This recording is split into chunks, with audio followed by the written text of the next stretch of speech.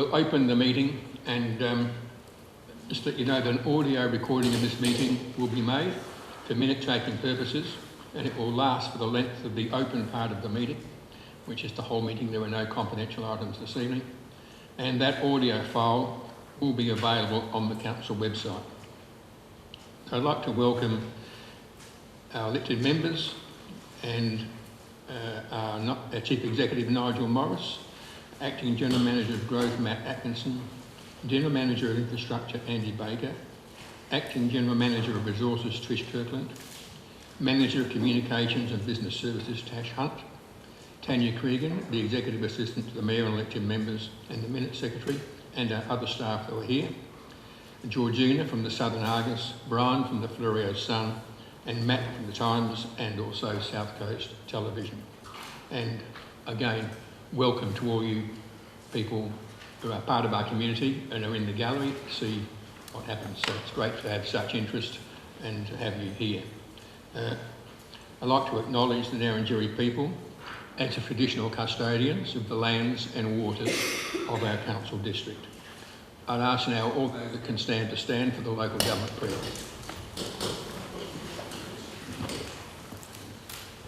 Almighty God, we humbly beseech Thee to grant Thy blessing upon the works of the council. Guide us in our deliberations for the advancement and the true welfare of the people of this district. Thank you very much.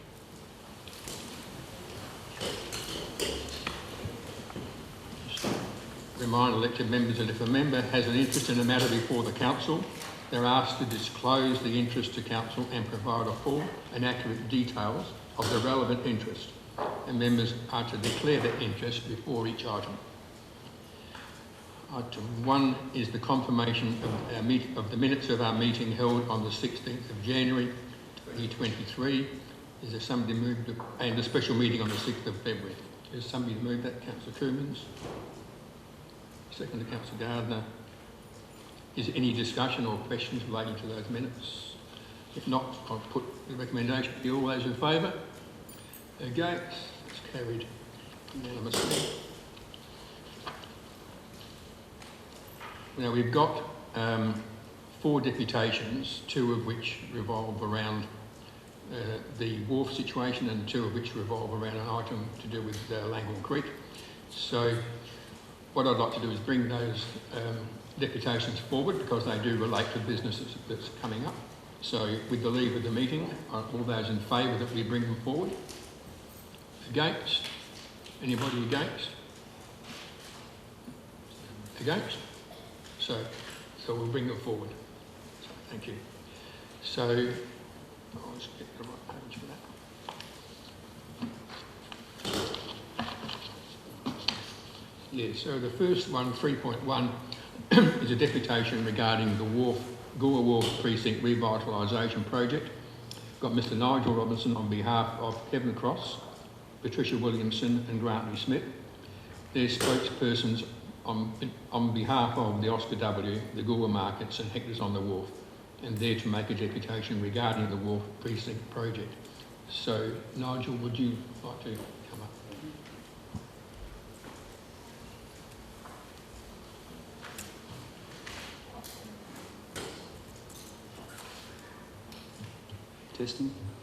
Testing.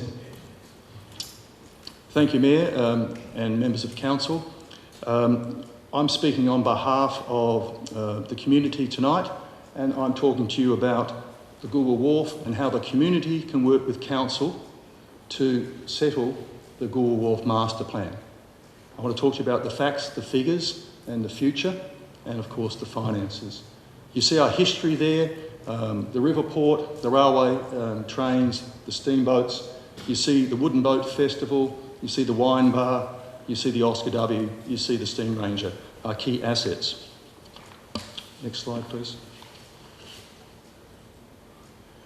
As indicated, I have authority to speak in written form from Hectors, the market stall holders, the PS Oscar W. I have a background in business. I've been a state director, a marketing director, a managing director, CEO, chairman. I've specialised in corporate governance. I've specialised in fundraising. I've raised tens of millions of dollars for South Australian businesses, and I've given presentations to Parliament. I've given presentations to groups of ministers in Parliament House, South Australia, Parliament House, Canberra, on behalf of farming groups and sporting groups. I retired quietly to Goolwa. I'm a Tidy Towns volunteer. I'm a friend of the PS Oscar W. I became involved in late September of 21 when this plan was released. Before I talk about that, my first week here, Tuesday, out in the garden, the neighbours called out to me at 2 o'clock and said, "Hey, come out and have a drink." They're retired, they're caravanners, every day is party day. They said, "Come down to the Wharf, you have to be there by 4 because of COVID." My wife and I looked at each other, we said, "All right," they're our new neighbours. We went down to the Wharf barrel shed. We had a great time. We went back on Friday when the boats were there. It was fantastic. We take our friends there, our visitors, everybody there. Well done to Steve Ramsey and Chris Ramsey for what they have done for Goolwa. It's not about the wine bar though, it's about what's been going on with our heritage. So the original plan that was released in 2019 by Council showed a $7.5 million spend with an equal share of the shed between the wine bar and the Oscar W. When the plan was released in September 21, it was a disaster. The markets were turned into a car park. Hector's lost its car parking and disability access. The Oscar was thrown out of the shed. The Riverboat Centre was abandoned and the Oscar was kicked to the end. Yes, there was going to be a shed, but it was unfunded. Imagine the councillors outside of Goolwa. This is Strathalbyn, St Andrew's Church. Imagine being told that the parishioners are going to die soon and we're going to put glass doors on the front of it. If that was happening in Strathalbyn, the house would fall in. That's what's been proposed here in Goolwa, to put a glass frontage on the heritage shed and to throw the volunteers out. So as a result of that, sorry if you stay on that previous slide, as a result of that, thousands of members of the community responded. Some 2,362 signatures were received. Council ruled out 1,282 signatures because someone wrote 3 Britannia Avenue HI. They lived on High Marsh Island, they were struck out. They wrote Liverpool, they wrote Riverside Retirement Village, they were struck out. But there was a council web survey with 600 signatures, no name and address, and they were counted all as valid. In that web survey, 56% of the people who responded were opposed to Hector's losing its car park, the market being turned into a car park, and just under 50% the Oscar being moved. If you look at the numbers, if you look at the full numbers, 91% of the community were opposed. If you look at the council count, 83% of the community were opposed. If you look at just at Petition 4 and the recount, you still had 77% of the community opposed to this. So there was a manipulation of consultation, anger, the $7.5 million plan. I sat here in council when Matt Grant revealed the actual budget for that would be $15.5 million. There were gasps around the room. 8 of the councillors didn't know. 3 ombudsman complaints on behalf of the markets, the Oscar and the community. Councillor Farrier put this right. A motion was passed unanimously in this chamber to respond to those petitions and the key concerns. The CEO departed, the new CEO arrived. Congratulations to Nigel Morris for doing the right thing at Sugars Beach and showing the full response. Sugars Beach knocked on their head, wound down. Mayor Park stood up publicly at the Oscar and counted the importance of the Oscar staying where it was and the volunteers in the shed. And so what has happened in January is this motion has triggered another wave of community anger. Next slide, please. The key points are of concern to the markets, that the toilets now be in a sensible location, they don't block the view of the water and the wharf, the car parks, there's more, not less, they're marked properly. The same thing for Hector's. The Friends of the Oscar W, what they're looking for is to protect this national heritage, this international steam-on-steam experience, and to stay in the Riverboat Centre in the shed, and to recognise their huge effort. So what puts this right tonight, councillors? If the Riverboat Centre, the PS Oscar volunteers stay at the northern end, the wine bar stays at the southern end, the Oscar W stays moored at the northern end, in front of the Riverboat Centre, a 50-50 share. In that deal, it's an even split. It's fair to the wine bar, it's fair to the... Sorry, Nigel, I should have asked you before you started. We've got for 5 minutes. Do you need more than 5 minutes? Yes, thank you, sir. So I'll have to get the chamber in. The chamber's okay to give Nigel another 5 minutes? Yes? Hands up. Thank you. No? Yeah, okay, go ahead. So the wine bar will gain 2 bars. 2 bays. So it's an even split. You're not favouring the wine bar, you're not favouring the Oscar W, and an expression of interest for the new retail space. If you do that, you'll put this right tonight. Next slide, please. If we go to the bottom of this, we'll see that the Oscar W provides $97,000, against $97,000 of cost to council. There's 12,500 hours. Each year, the Oscar W volunteers put in $650,000 worth of input. And if we look to the right-hand side, it's the number of trips. Each year, the Oscar's done 92 trips, 103 trips, 49 trips, 85 trips, 84 trips. So it's more than once a month. It's 4, 7, 8 visits a month. It's the largest contribution by volunteers across Goolwa and the Alexandrina Council. The important thing is that this is our riverboat history, the first river port, the first railway. It's the first place and only place in our state, in the country, where a steamboat and a paddle steamer regularly meet. Next slide, please. So this is the maths on the Wharf shed. There are 10 bays, currently 7 to the riverboat centre, 3 to the wine bar. If the wine bar gets 6 bays, the Oscar W gets 4 bays, dramatically reduces their space. We are proposing an even split. If we look at the rental amounts, currently the wine bar, it's estimated, it's commercial in confidence, so they have about 54 square metres at about $20 a square metre. It's about $13,000 rent. If they get an area that's now 6 bays at $40 a bay, the rent should be something like $50,000, an increase of $38,000. If they get a major injection of funds through council to this upgrade, maybe the rent should be $60 a square metre, that'd be $77,000. What the community wants to see, if you're investing our money as ratepayers, that there's a return on investment. So there's questions that council need to ask on behalf of the ratepayers. Will the tenant be able to afford the rent? Will they be able to afford the fit out? Will they be able to retain the additional staff? Will more people in Goolwa come as a result? Will more tourists come as a result of a wine bar? When there's already so many other places you can have a drink. What's unique about the wine bar is the fact it's at the wharf, the Goolwa Wharf. There's a huge danger of this becoming another white elephant if this is not managed properly. On behalf of the Oscar W volunteers, you're reducing the riverboat centre, you are allowing no real space for the displays. There's 2 wood loaders that are required every week. Up to 100 tonnes of wood is moved in every year. 20 volunteers every Wednesday loading that wood. No space to work, no space to safely store their materials. The Oscar W is now hidden. It's much harder for families to walk to board, older people. It's much harder for young families to walk through potentially a licensed area. Next slide, please. Second up. A key issue that has come up around budgets is rail safety versus toilets versus injuries and voting on this tonight. The Steam Ranger in 2021 put a consultation response in. They said the entire rail corridor should be fenced and the number of crossings reduced from 4 down to 1, closing the southern end of the platform, the central crossing from the markets, and closing the Signal Point crossing. They want to see Cutting Road the only place in-out with pedestrian crossings on both sides and boom gates. That's potentially $500,000 of additional cost. They are the responsible infrastructure manager. There is a serious issue of risk here.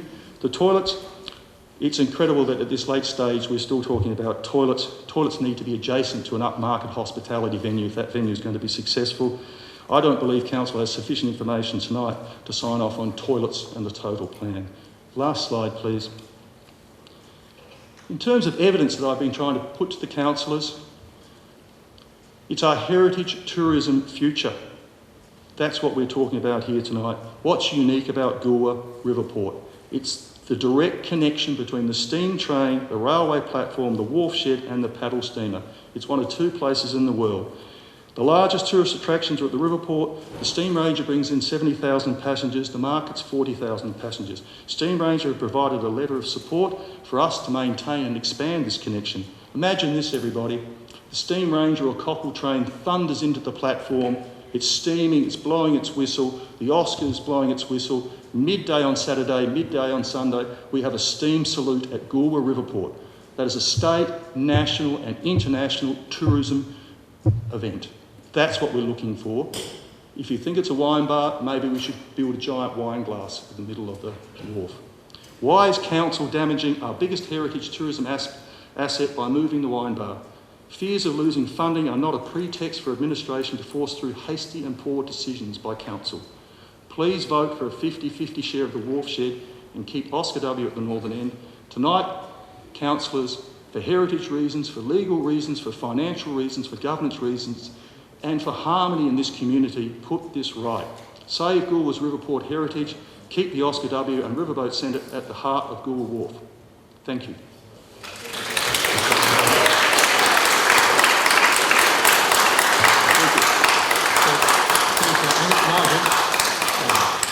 Nigel, you see if there's any questions. Are there any questions? Yes. Councillor Coomans. Thank you, Nigel, for your presentation.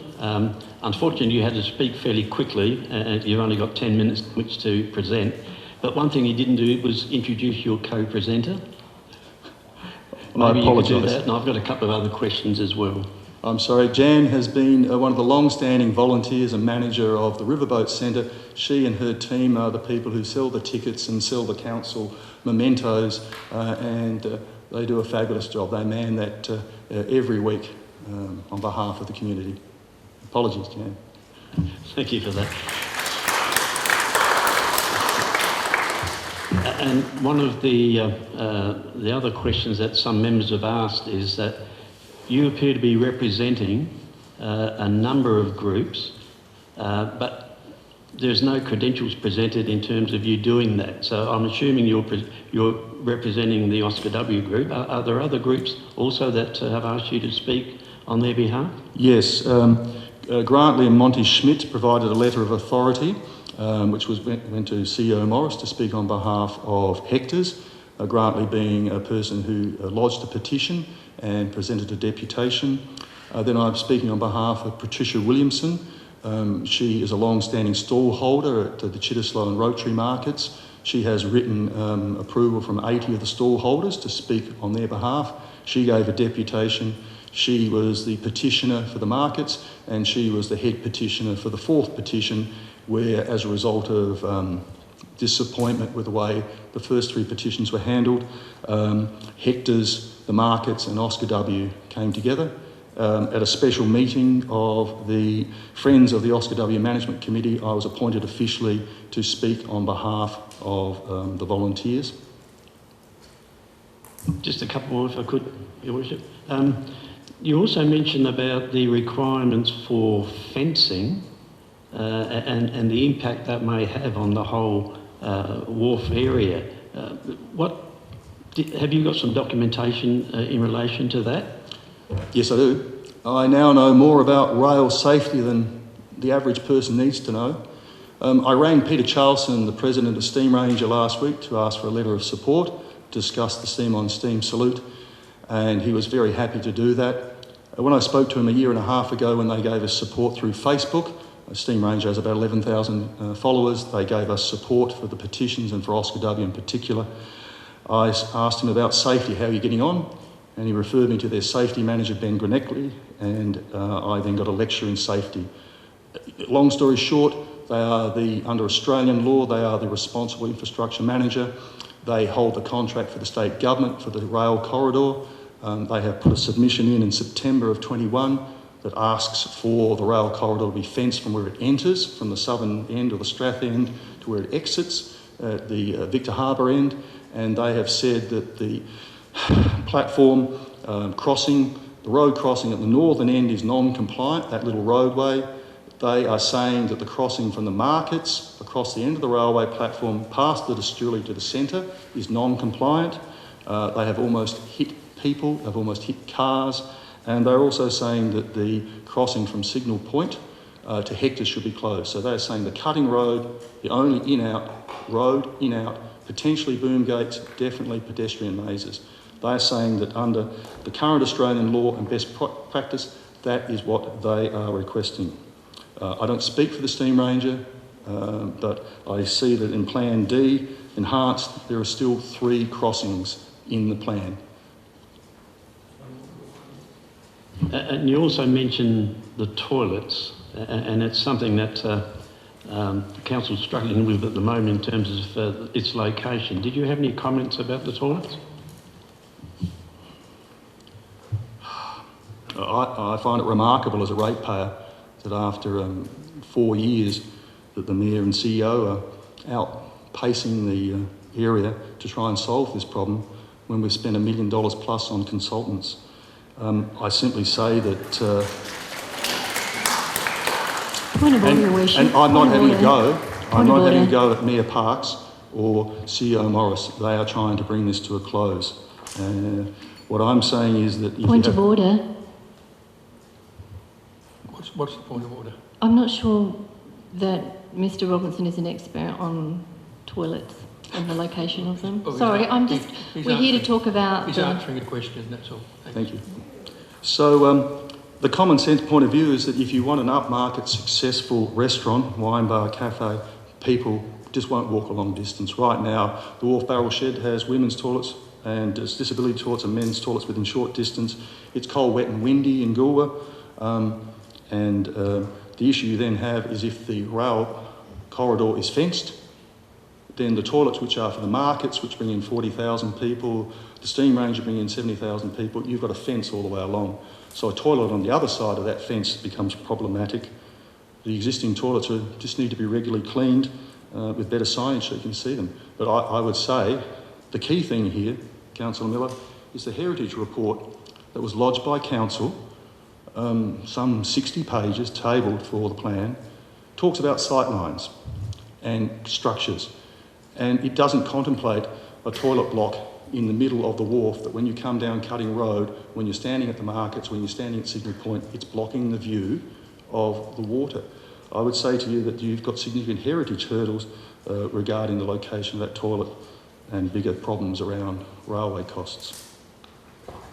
Any further questions, Councillor Miller? Councillor Nicholson, sorry. Thank you, Nigel, for your passion, the information presented and the time that you've given to representing the groups that you do. I have great respect for yourself and all of the groups that you represent. I have a question around the language that you're using in terms of asking us as a council not to favour one group over the other. Mm-hmm.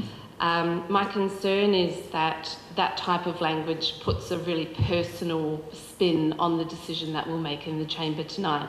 And I'd ask you whether you would consider that each individual councillor tonight is not voting in favour of one group or another. They're voting on 2 council spaces within a council asset and the best use for them. Mm-hmm. So taking out that personal element. Is that something that you would consider? Because I feel like it's actually sort of damaging to the groups involved, to the council and the community in putting that personal favouritism into it. It's a very interesting question, Lou.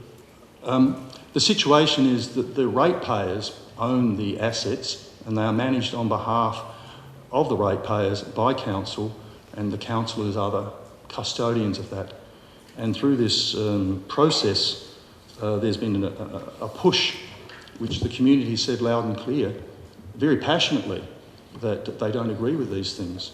And therefore there is a motion in this.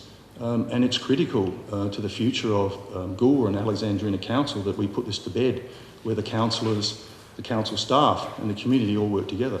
And that's why I've said a fair share. We don't want to penalise the wine bar, we don't want to penalise the Oscar W volunteers, a fair share. If that's emotional, well, yes, it's very, very emotional, particularly for the volunteers who give thousands upon thousands of hours and hundreds of thousands of dollars over 35 years. It's very emotional. That's why I'm the spokesperson, because some of those volunteers have got so upset they can't talk anymore. It's been their life for up to 35 years. I've come in on behalf of all the community groups to try and do a 50-50 deal. We'll pass the pub test in Mount Compass, Malang, Strathalbyn, we'll pass the pub test here.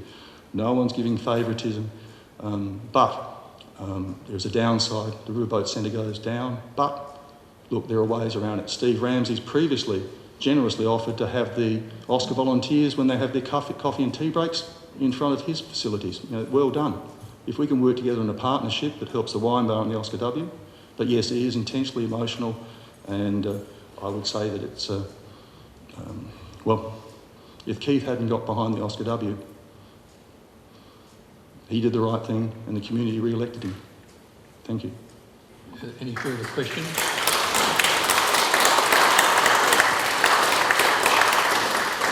Anybody else got any questions? Thanks very much, Nigel. Thank you. Appreciate Thank the you. presentation. So 3.2 is a further deputation regarding the Goolwa Wharf Precinct Revitalisation project from Steve Ramsey, one of the proprietors of the barrel shed, to make a deputation regarding the precinct and the configuration of the shed. Welcome, Steve. How long do you need? More than 5 I'm minutes? going to need more than 5 minutes, I think, Keith. Okay, so with the leave of the meeting, can we happy to give Steve more than 5 minutes? Anybody against that? Well, that's carried. Thank you. Thank you, Mayor Parkes and councillors, for the opportunity to present this deputation. I hope this is the last vote needed to fully implement the Wharf redevelopment plan. The Wharf redevelopment plan offers Goolwa and its surrounding regions a huge opportunity to grow our economy by developing a world-class tourism destination, creating an environment which also leads to local civic pride. The redeveloped Wharf Precinct is designed to attract a much greater share of South Australia's tourism market, which will have a positive impact on our local economy. It will lead to a growth of jobs for businesses, not only on the wharf but beyond, creating more opportunities for all business sectors, including accommodation, hospitality, tourism experiences, food and wine producers, retailers and so on. It'll introduce Goolwa to the rest of Australia and the world. With this growth comes better services for our communities. This is the reason why our council, along with the state and Commonwealth governments, have invested in upgrading the Wharf Precinct. The plan is much more than simply repairing aged infrastructure, which is very much needed. It has to ensure that our proud heritage is preserved and showcased, so the wharf, its sheds, the iconic Oscar W and Steam Ranger, and the river's place in the lives of our Indigenous people and in our history of opening up inland Australia are promoted. The historic activities on the wharf and at Signal Point are critical to selling this story. To attract and retain visitors to this precinct, there must be also a high-quality customer-focused service on the wharf. We've seen the impact that the Wharf Barrel Shed has made over the past 8.5 years, being open every day and adding vibrancy to the wharf. The development of the wharf has been delayed far too long. There are some who oppose the plan, who take, in our view, a myopic view of the world and who think other priorities should be addressed. They lack understanding of what's possible for the future and the fact that this funding is only available to revitalise the wharf for economic and social gain. Their continued attack on council's decisions, on our business and on me personally, do little but divide the community. I understand that once again, council has been challenged by some in the community to reverse its decision to accommodate the Wharf Barrel Shed at the northern end of the Wharf Shed, and for the Oscar W to operate from the southern end with a new workshop attached. How many times does this need to be resolved, and how long are we to be held to ransom? As Mayor Parkes proclaimed at the last meeting, this decision has been taken and is not open for further debate. The redevelopment project is well advanced and needs to meet strict deadlines for the outside funding to flow. Council, its contractors and businesses like my own have already invested a great amount of time and finances to reach this point. It's totally inappropriate and perhaps illegal to again change direction. The change of location of commercial business to the north and the Oscar W to the southern end is in line with the independent experts team's recommendations to meet the plan's original objectives. They have experience in design, in tourism and in tourist needs and behaviour. Their opinions matter. The Oscar W has been offered 4 bays of the shed plus a new large workshop area. In my view, that's probably about 6 bays worth. This is a significant area and, paraphrasing the architect, provides an excellent flexible accommodation which meets all the essential needs of the Oscar W with much greater efficiency. The movement of the boat about 15 to 20 metres south along the wharf is also advantageous, as it removes the threat of accidents with the Spirit of the Coorong and locates it within much better line of sight to the steam ranger and the station. Moving the commercial enterprise to the northern end of the shed is not a matter of preference, but it's essential if the goal is to attract more visitation and retention on the wharf. As the designs team has stated, crowds and activity are critical first impressions that attract more people to the area, just like bees to a honeypot. Locating a business like ours at the northern end of the shed is an essential ingredient for the whole plan's success. We at the Wharf Barrel Shed are excited about the redeveloped wharf and the increased opportunities it will bring for all businesses, whether on the wharf, in Goolwa or the broader region. We share the vision outlined in the plan.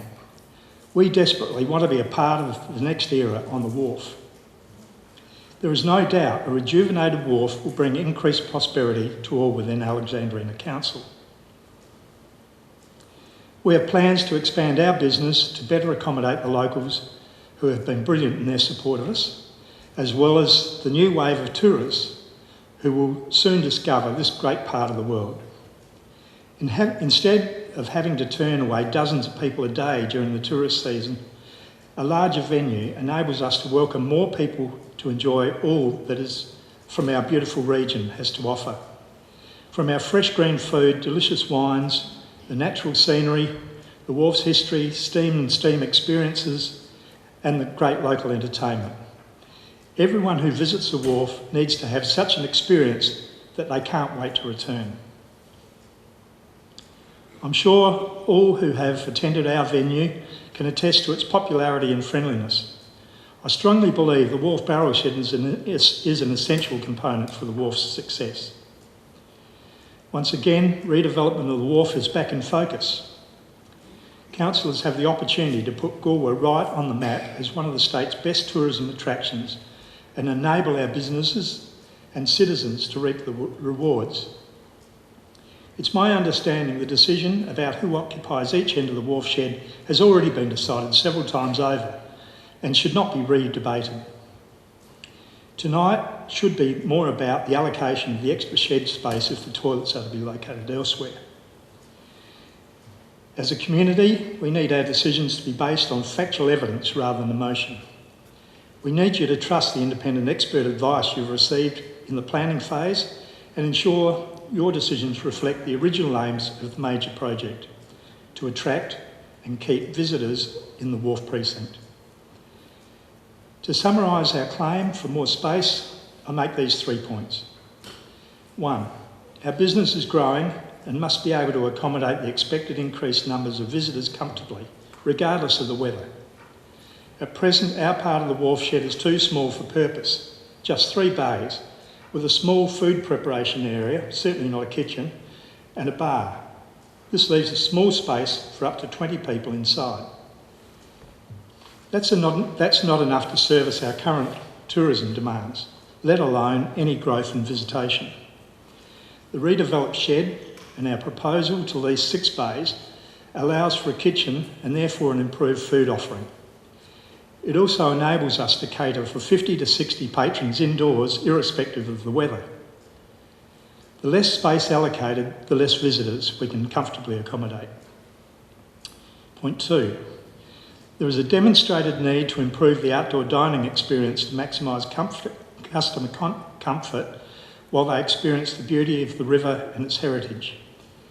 Our current outdoor licensed area at the southern end is great when the weather is perfect, but most of the time the strong cold winds restrict use of this area.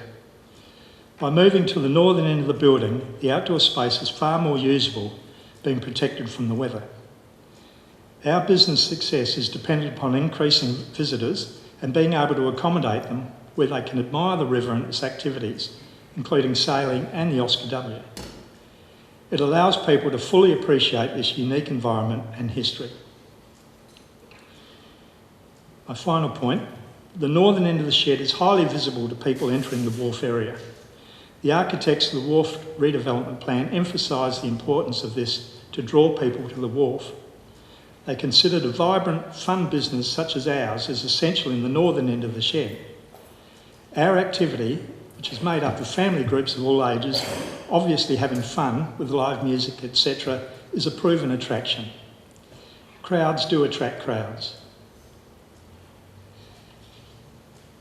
Councillors, you now have the opportunity to show that our new council is proactive and is determined to implement the Wharf development plan for the long-term benefits of the region. We can't afford any procrastination or changes of direction which cause risk to this major project and to the economic viability of our region. We can't afford to suffer any further damage to our collective reputations because of those who struggle to embrace change. Our many supporters, who include more than 7,000 social media followers and over 1,000 financial members, most of whom live in the town or have their holiday houses here, visit us regularly. They are looking in anticipation for your final decision. I thank you for your time. Steve. Are there any questions of Steve? Yes. Nicholson. Thank you, Steve. I had a question. Currently, does your liquor licence go right to the edge of the Wharf? And No. does that restrict thoroughfare for people under 18? Our liquor licence currently covers underneath the... there's a walkway between the water, or the edge of the Wharf, and our liquor licence. So it covers underneath the main roof and the outdoor dining area, which is the grass area. Councillor Coomans, did you have... So, look, I do have some questions, if I could. Steve, you and I don't know each other. I've walked past your wine bar a number of times and wanted to come in. I haven't been invited to come in at any time. But, so, I guess the questions I have are in relation to... Sorry, Councillor, I don't invite anyone in, but everyone's welcome. Thank you. Clear. Good, that's good, because I will drop in. But I noticed that your lease, you've had a 3+3+3 lease, so it does come up for reassessment at the end of this year. Mm-hmm. And I guess council are going to be spending something like $14.5 million of taxpayer money and ratepayers' money. So when all this is done, it's going to be looking at a fairly reasonable return in terms of any leases. Have you thought about what sort of figures are going through your business mind in terms of what sort of rates for that lease would be for an area that you have now, an area that might be expanded, an area that would incorporate an outside area as well? So it's a significant part of that whole Wharf. Have you put the thinking cap on in terms of what's a reasonable sort of rates for that sort of thing? So, Councillor, are you talking about the existing area that we've got, or going to the new place? Well, going to the new place. Okay. Yes, the short answer is yes. We've done a lot of thinking about what going to the new part of the shed would mean for us. But it's really difficult, as I'm sure as everyone here could appreciate, that trying to plan in such a changing environment is really, really difficult. I'm not prepared to put on the table what we think the leases are worth, but we've always operated with the council in good faith. Council send people in to do an assessment based on current rates around this area, and we've always agreed to the amounts that have come back to us, and we've paid those. So, other than saying we are committed to be fair in the whole process, we're not quibbling over anything. That's if someone reputable does an assessment and comes to us and says this is what it's worth, and that's what we pay.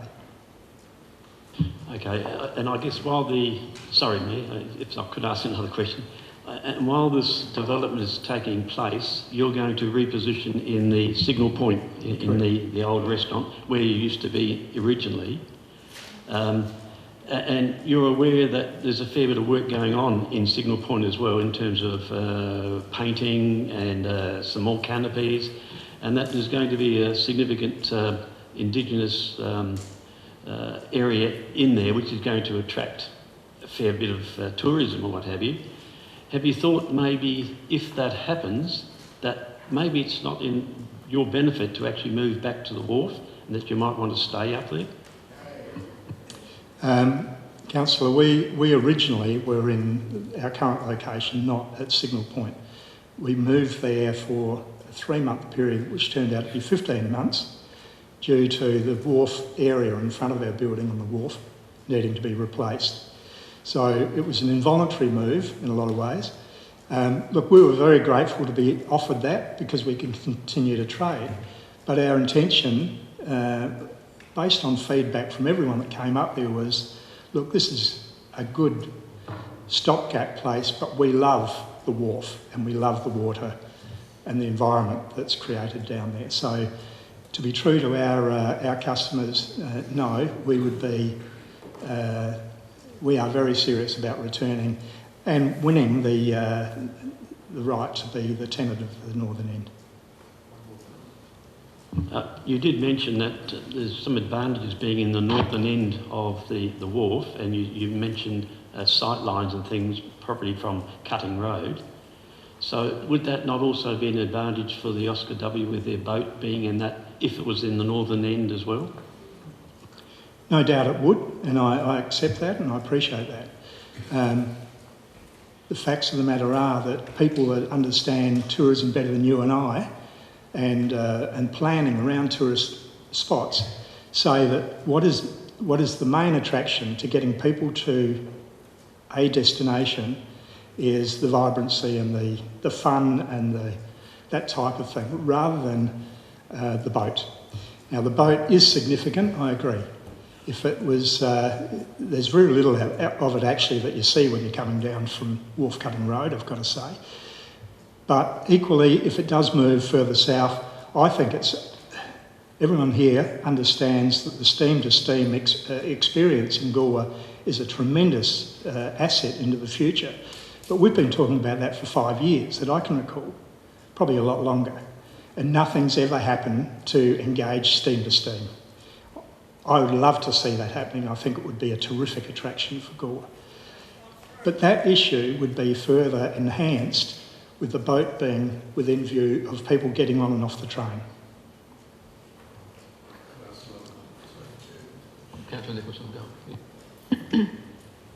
Steve, I wonder if the Oscar W were if they were in the southern end, and if they so desired, on days when they're not working on the boat, if the boat were to then park on those non-working days back at the northern end, could you foresee a problem for a commercial outfit operating in the northern end of the boat being parked there some days? I see a problem in a lot of ways with regard to that, Councillor. The boat is not the sort of enterprise that you can turn the key on and drive it or pull it down along the wharf. So I don't think it's as easy as that. I mean, you need to fire it up. Spend a lot of time firing it up and to be able to move it. So I don't think it's a practical solution at all. I'd also say, yeah, if it was parked there, then it does block the view. So I think that is an issue that would affect the northern end proprietor, whoever it is. So, Councillor Coomans, you had another one, just one? I do. And Steve, you did mention about sight lines from the when the train comes into the boat. I guess what we're forgetting is when the train's in, the view from the platform would be obstructed by the train. It would be an issue. Have you? I've got one final one. Perhaps you can answer both.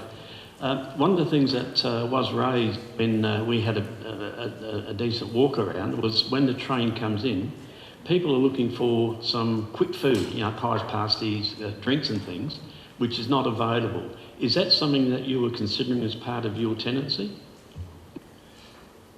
We certainly want to increase the food offering that we can do. Hector's provide a fine dining arrangement on the wharf. We provide more of platters and toasted sandwiches at the moment, but we would love to provide a broader range than that, which is why we need a kitchen. We're not currently able to activate a kitchen because we simply don't have any space to. Certainly we'd love to be able to do that. Any further questions? No. Thanks very much, Steve. Thank you. Time. So 3.3 is another deputation from the Strathalbyn Strikers Club regarding Lot 10 Langhorne Creek Road, Strathalbyn. So Nick Brooke is here from the club. Welcome, Nick. How long do you need? 5 minutes should be ample. I don't talk that much. Thank you, Mayor. Thank you, councillors. Thank you for everyone coming to hear me speak. I know it's an important topic, but it's just a joke. Strat Strikers is a soccer club, football for the old timers. We've got about 200 playing members based currently at the Polo and Recreation Grounds in Strathalbyn. That has some severe limitations for our growth, partly due to it being privately owned, and then secondly, mainly due to the issues with being able to build on the grounds themselves. So we are looking to potentially move to Lot 10, along with many other different sporting groups. Moving to Lot 10 for us would mean that we can grow. At the moment, we don't even have toilets. We're running out of a shed and we're having to bring in portaloos for game days and the like. So trying to get toilets, trying to get facilities is proving really, really difficult, simply because we can't just naturally hook into the STED scheme. We're lower than the road, and the private ownership and a lot of other different issues in that regard. Lot 10 for us would then be able to expand. We would be able to have 2 fully lit pitches plus a clubroom facility plus change rooms, and then also multiple change rooms, mainly for the women. We've got about 45 girls playing, and we're this close to having a women's team. Next year we think we will have a women's team, which will boost those numbers up to roughly about 60. And once we get that, then we've got a flow through, and we will be going. A large reason why we can't grow just at the moment is because we're having girls having to arrive dressed, can't even go to the toilet because the toilets are portaloos that are not really suitable. So we also host every year, which thankfully the council has given us grants for in the past, end of season carnival for the juniors, which is over 3,000 players coming and playing in Strathalbyn, which is fantastic for the town and a real buzz for the whole town. It takes a lot of organising and that, but it really puts the town on the map in that regards. We've also previously hosted the State and Country Championships, which has then been the whole Alexandrina council area has been fully booked with accommodation, with people coming from Mildura, Broken Hill, Whyalla, Mount Gambier to come and play in Strathalbyn. We have an opportunity to host those again, but we can't without the facilities. The Polo and Recreation Grounds currently do have facilities, which is about 500 metres over the other side, and they are looking to upgrade those. But again, 500 metres for a 7 or 8 year old to go by themselves is playing with fire. From our safety perspective, we certainly don't want that to happen on a regular basis. So moving to Lot 10 would then enable us to expand, have the facilities that we need. We could also then co-locate with other groups, Cricket Club have expressed interest. Anybody that needs open space, we would potentially have 1 or 2 dedicated fenced off pitches ourselves, and the rest of it could be open space for everybody to use. But again, if that becomes private land, then it becomes another issue in regards to obtaining funding and the support that's required for us to build the facilities that we need. Again, it becomes private land if harness racing do come in, and they come in, puts into question whether we can even put light towers up so that we could even be there to even train, let alone play games and be there completely. So that's why I'm here today, is to say that we need help, we need support. We're not a small club with a couple of players. We are quite a large club in the council area, and we want Lot 10 to be played smartly, and yeah. Told you I'd finish early. Thank you very much. Any questions for Nick? No, so thank you very much for your presentation coming down.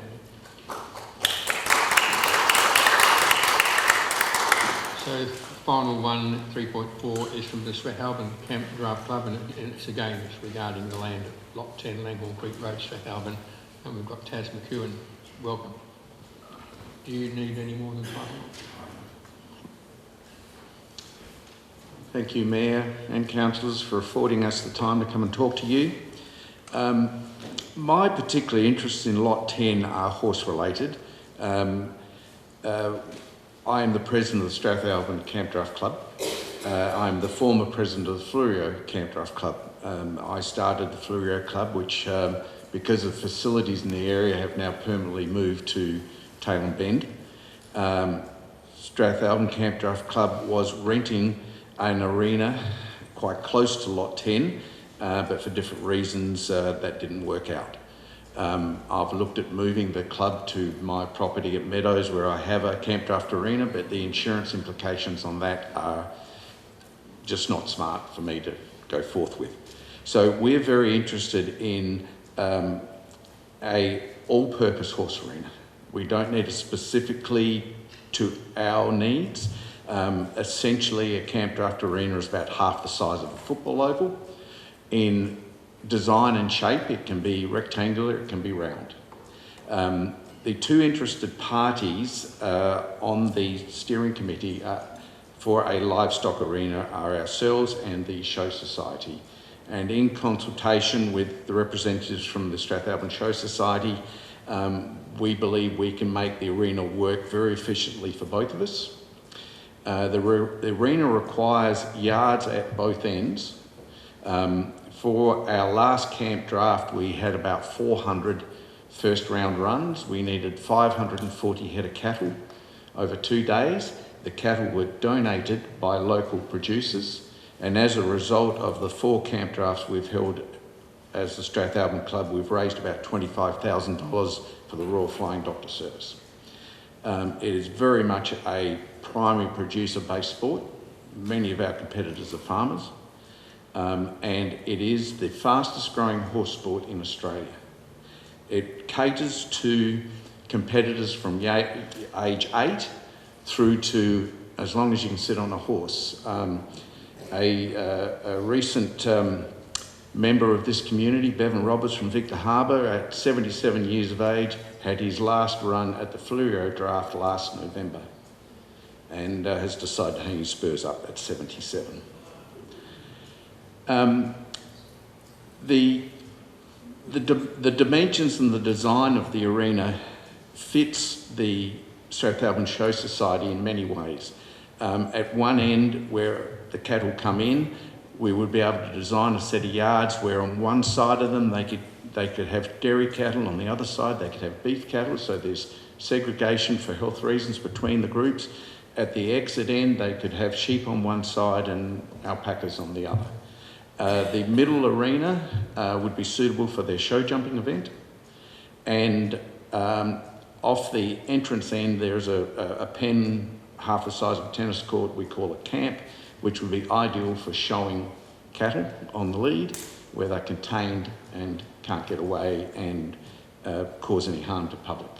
Well, that's what they're viewing.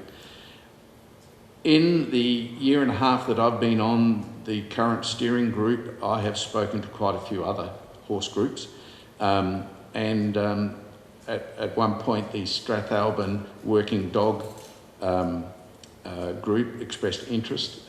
They've been using the football oval, and they're looking for somewhere else. The Adelaide Hills Team Penning Club, and they meet once a month. They would like an alternative venue to where they're at Mount Pleasant, and the Harness Driving Club, which is a buggy club, would looking for a secure venue that they could possibly use from time to time. So there is interest outside of us and the Show Society. I guess the history of camp drafting in this area, and it's a sport that is not well known. It's an Australian horse sport, and it involves picking a cow and doing a cloverleaf pattern around a course in a specific time. Flurio we started that in 2011. 2017 it moved to Tail and Bend.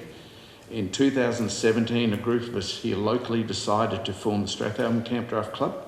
We held our first draft in 2018. We've held 4 consecutive drafts. We draw competitors from as far away as Gippsland to New South Wales, Flinders Ranges, and local competitors. We're affiliated with the Southern Campdraft Association, and the Southern Campdraft Association encompasses South Australia, Victoria, and the southern half of New South Wales. It oversees 55 drafts in about a 6-month period. We're essentially a summer sport, and about 1,800 current financial members. Thank you for the opportunity. I see a big need for a multi-use horse venue within Lot 10, and hopefully we can work within that. Thank you. Thank you, Taz. Any questions? No, thank you very much for your time. Thank you for your time. Appreciate it.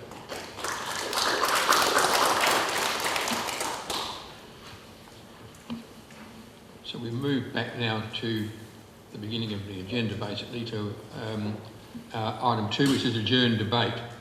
And 2.1 is adjourned debate around the review of committee structures, and there's a item there was moved by Councillor Gardner, seconded by Councillor Miller. Councillor Coomans, Mayman and Livingston have spoken to it already, and so we'll resume there. Nigel, do you want to speak to that first? Thank you. Through the Chair, I note that at the time it was adjourned that Council was considering dissolving 2 committees, the first one being the Arts and Culture Committee and the second one being the Climate Emergency Advisory Committee. Following the workshop, what we proposed is that the dissolving of the Arts and Culture Committee be done at the time that we present the Arts and Culture strategy. So I would ask that the mover and the seconder consider just taking away A and only consider the Climate Emergency Advisory Committee at this point. That's Councillor Gardner. You happy with that? Yep. And Councillor Miller, you happy with that? Take A out? Yes, I guess, but I get an opportunity to speak to this. Do I? I haven't spoken to this yet. Okay.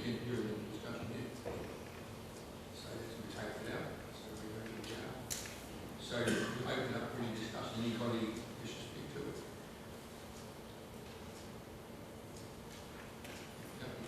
We'll move on. Councillor Miller. Thank you, Your Worship. Whilst I've supported taking out the Arts and Culture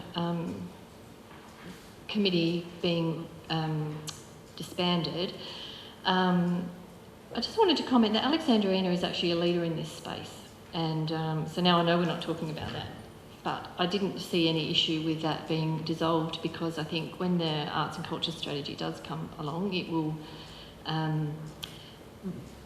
the community is right behind arts and culture, so I didn't have an issue with it being resolved, but we'll have that discussion later. So with the Climate Emergency Committee, I agree on a committee mindset being created, one committee. I think that's very important.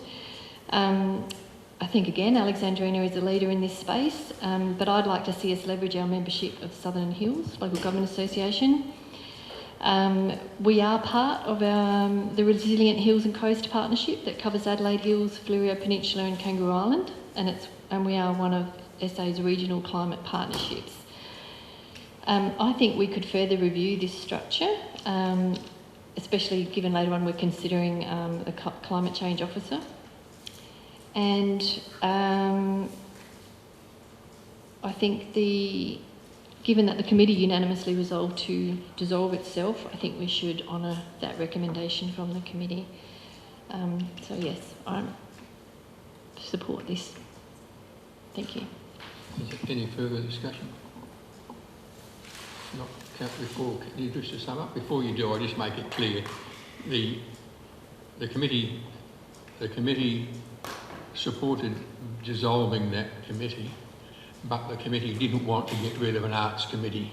They wanted to be an arts advisory committee, and they felt under the current structure they were purely a rubber stamp of recommendations from administration, not the other way around.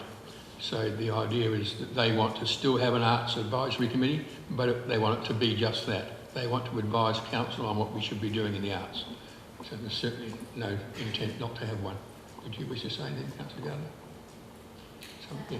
Yes, Your Worship. If we're looking at dissolving the Section 41 Committee, the Climate Emergency Advisory Committee and the Climate Emergency and Environment Committee, it's clear that these committees really believe that they should be combined, and I would encourage everyone to vote in the affirmative. Close the discussion, so I'll put the recommendation. All those in favour? Okay, it's carried unanimously.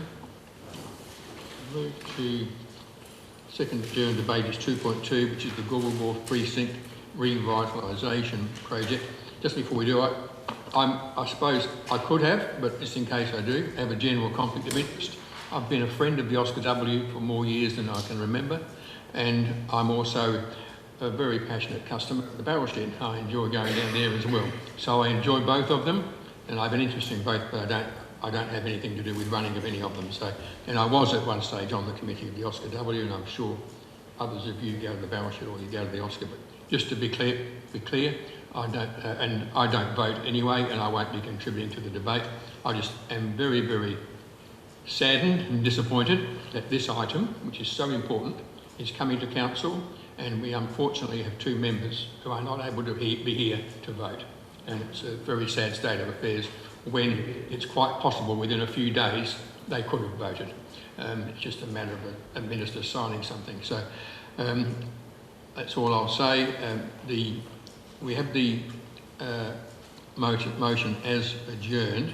The only person left to speak to it that hasn't spoken would be Councillor Livingston. So what I'm going to suggest to you, because this is important and you've had more deputations, I'm going to suggest to you, with leave of the meeting, that we allow everybody to speak again. So if you're in favour, would you please let me know? Against? Are those against that? Now let's start again. So those in favour of allowing members to speak again, would you please say yes or no? Against? So that's lost. So we start where we left off, and the only person left to speak will be Councillor Livingston. Thank you, Mayor Parks. Going on from the deputations given tonight, it's very clear that both of the organisations currently in the Wharf Shed have a lot of passionate members. I believe that the most equitable decision in this situation is for there to be an equal split of the Wharf Shed. Both organisations contribute significantly to our community. The Friends of the Oscar W contribute by their volunteers, the work that they do on the Oscar W, taking it out for cruises, and that that should truly be recognised. Also, the contribution from the Wharf Barrel Shed should also be recognised. They're a family-owned business. They employ local people. They do contribute to our economy as well. I hope that everyone in the chamber tonight do consider that. I don't believe this should be a organisation versus organisation. I don't believe that it should be a major issue. In my eyes, the only major issue which we've dealt with is that the Wharf, we've agreed to contribute a lot of money towards refurbishing the Wharf Shed and Signal Point, and we did that last meeting. I understand that there's significant emotion involved from both organisations, and I hope that all councillors do look at an equitable decision when it comes to the allocation. Thanks very much. That closes that's the last person that could speak. So, Councillor Thornton, you can have your right of reply if you wish. Yep. Firstly, I'd like to say that I and all the other councillors value each and every one who is a part of the Wharf, their volunteers, the businesses, everyone. And the decision we make today is based on a lot of information and what we truly believe is the right direction for Alexandrina. I'd also like to note that the council are committed to saving the Heritage Wharf, and that is what this whole project is for. Internal spacing of the shed aside, the Heritage Wharf has been saved by this amazing project. This proposed layout is what is optimal for all parties involved, but importantly for any future tenants for years to come. After being spoken to about the importance of council assets to tourism and revenue, it is my opinion that this layout will be what's best for the future of the council, the community as a whole, and all who visit the Wharf. Making the commercial space one bay larger will enable council to earn revenue that will hopefully pay back the money being spent to revitalise the project. But it's not all about money, and we know this. It is worth noting that Oscar W had the option to have a whole shed to themselves, but this didn't come about. Stagnant museums are not what kids want nowadays. They want interactive displays. We have heard from the experts that to get repeat visitation, the displays need to be regularly changed and not attempt to display everything all at once. It is therefore important that this space be fully utilised and regularly changed over. At the January council meeting, council committed to an extra $250,000 to assist with the fit out of the Oscar W facilities to create the ultimate space. With the move to the southern end, a hard stand will be provided to provide dedicated space outside for the shed to perform work. Council are very much looking forward to working with Oscar W in the fit out of their space to make it fit all their needs and requirements. Also noting that off-site storage locations have been offered. This layout puts safety in the forefront and provides more space to work safely. And let's all remember the boat is a museum in itself, and that's what kids will remember when visiting the Wharf. The commercial space needs enough room for a kitchen to be installed, as well as ample seating. If ample seating can't be provided due to not gaining this additional bay, then the business or any other future business may not be viable. And we are all aware that commercial venture is what will keep people coming back, both locals and tourists. This new proposed layout provides an equal share to both to both parties and will benefit all involved. Oscar will be able to use the outside area for their hard stands, giving them even more usable space than the commercial tenancy. Commercial space brings revenue that benefit council for years to come and will help pay the Wharf. The steam salute that was spoken about tonight will still happen and can still happen despite the allocation in the shed. This decision needs to be made now. So many people are waiting on us to be able to move forward with and make plans. We as a council also have many other important matters we need to make decisions on, and this has been a very long drawn out process. Please support this motion and go ahead with this layout. So that closes the debate. I will put the motion to you. All those in favour? Against? It is carried. Councillor Coomans is calling a division. Just remind the elected members that a division is a new vote. Would those voting in the affirmative please stand? So Councillor Thornton, Councillor Miller, Councillor Maidment and Councillor Gardner. Would those voting in the negative please stand? So Councillor Coomans, Councillor Livingston and Councillor Nicholson. Thank you. The motion is carried.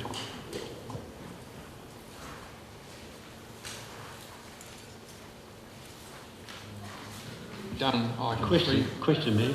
Could I just ask a question? Could you just make it clear for the gallery what we've just decided to do? So the resolution of council which was carried.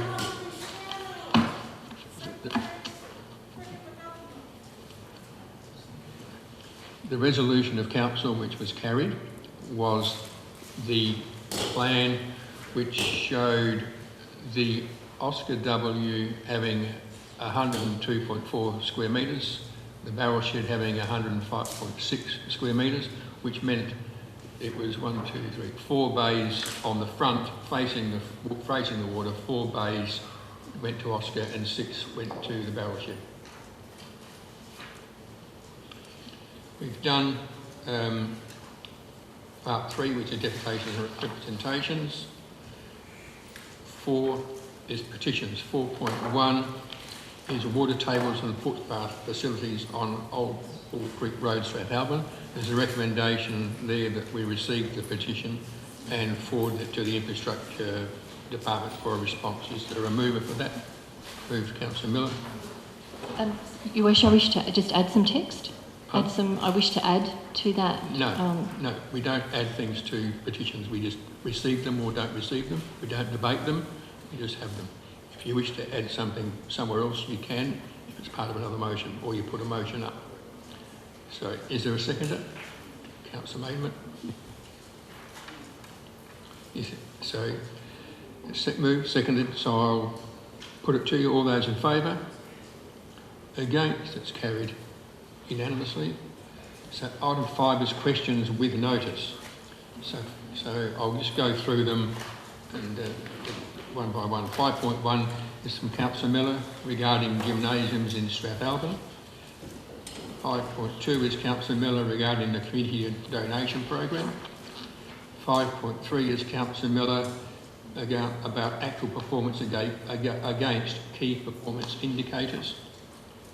5.4 is Councillor Miller about developer contributions towards infrastructure external to development sites.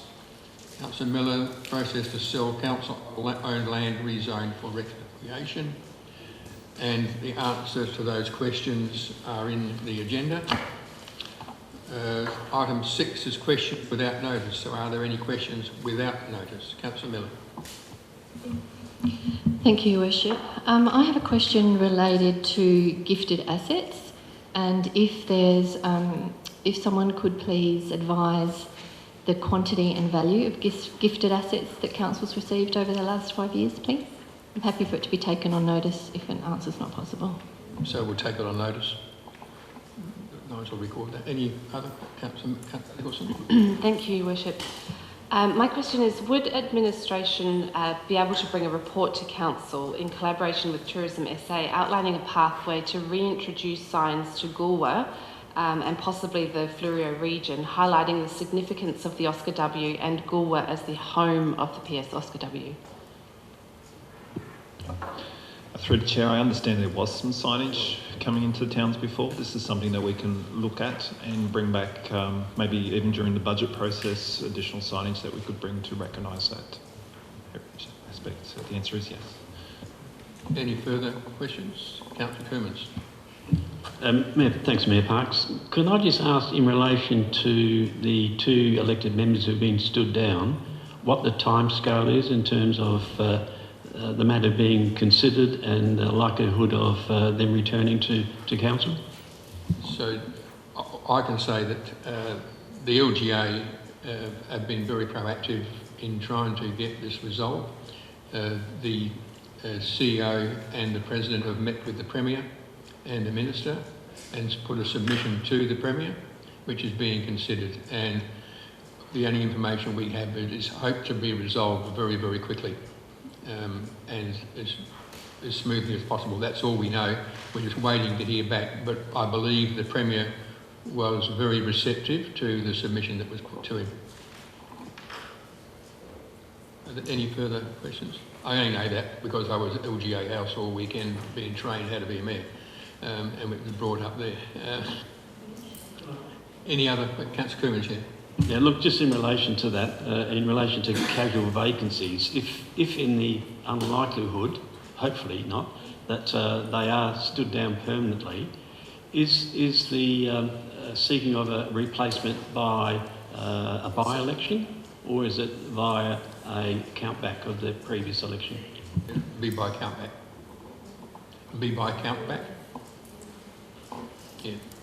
Because there are, if there weren't enough people who had stood, say for example there were no other people, then it would have to be a by-election. But because there are other people that came down that didn't get elected, it'll have to be on a countback. Any other questions? Okay, that's the way it is, unfortunately. Crazy stuff.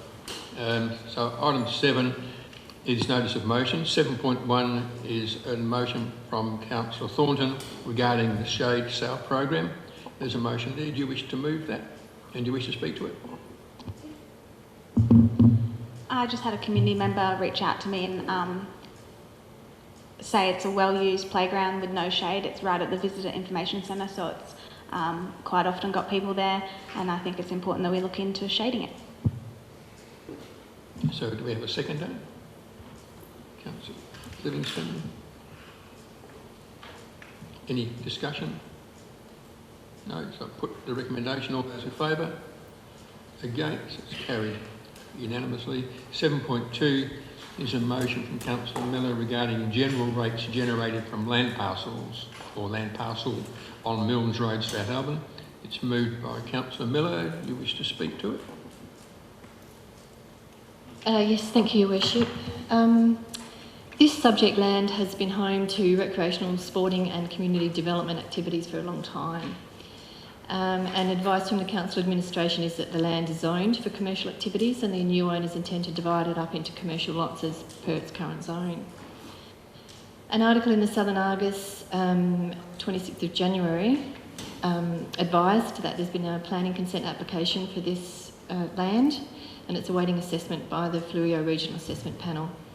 The sale of this land will generate significant social benefits for Alexandrina Council for many years, including stimulating local employment opportunities and increasing gross regional product in our regional economy. It may also, however, limit open space available for large events and community development in the North Ward. The Lot 10 Langhorne Creek Road, Strathalbyn site is integral to meeting community needs identified in the Strathalbyn Township and Environs DPA and guiding principles and actions set out in the Strathalbyn Town Plan 2014 to 2024. This motion is proposing that for 1 year the general rates from this site be reserved specifically for local sport, recreation and community development initiatives, including towards the progression of Lot 10 Langhorne Creek Road, Strathalbyn, and informed by a business case for that site, which Council carried unanimously at the last meeting. My understanding is that general rates generated from the subject land annually may be in the vicinity of $11,000 to $15,000. Thank you. Do we have a seconder? Councillor Thornton. Any discussion? Councillor Coomans first. Thank you, Mr. Parks. I really can't support this. If any work is done on Lot 10, it's not just the ratepayers in Strath who are going to be paying their rates for it. It's everyone in Alexandrina is going to be contributing. And to try and quarantine some money from sale of land in that area for Lot 10, I think is just totally wrong. I can't see that happening. It's, you know, the only way I see this happening is when some development occurs in an area and the developer has to pay a contribution towards the reserves and things in the area. And normally we expect if that happens, that money is spent in that general area for the benefit of everyone who purchases that and the general community. But to sort of quarantine some rates from an area and then use it only on the Lot 10 project, that's something rather unusual, I think, and it's something that we shouldn't support, because it may well set a very dangerous precedent that whenever we do anything like this, that the money from the rates be spent in that area. I can't support this. Councillor Nicholson. Thank you, Your Worship. Similarly to Councillor Coomans, I had concerns around this motion. I've got people in Port Elliot who are getting in touch with me who feel concerned about the rates that they pay and what the return is to that area. And I would also fear a sort of setting of a precedent that they might, if we pass this, come to council and say, well, actually, we'd like to sort of section off all of our Port Elliot rates and make sure that comes back to Port Elliot. I think the thinking behind it is, of course, really valuable, and I wonder if instead it might be better to consider looking at something like $11,000 to $15,000 in the budget for this, particularly not sort of dictating where it would come from. Thank you. Councillor Maiden.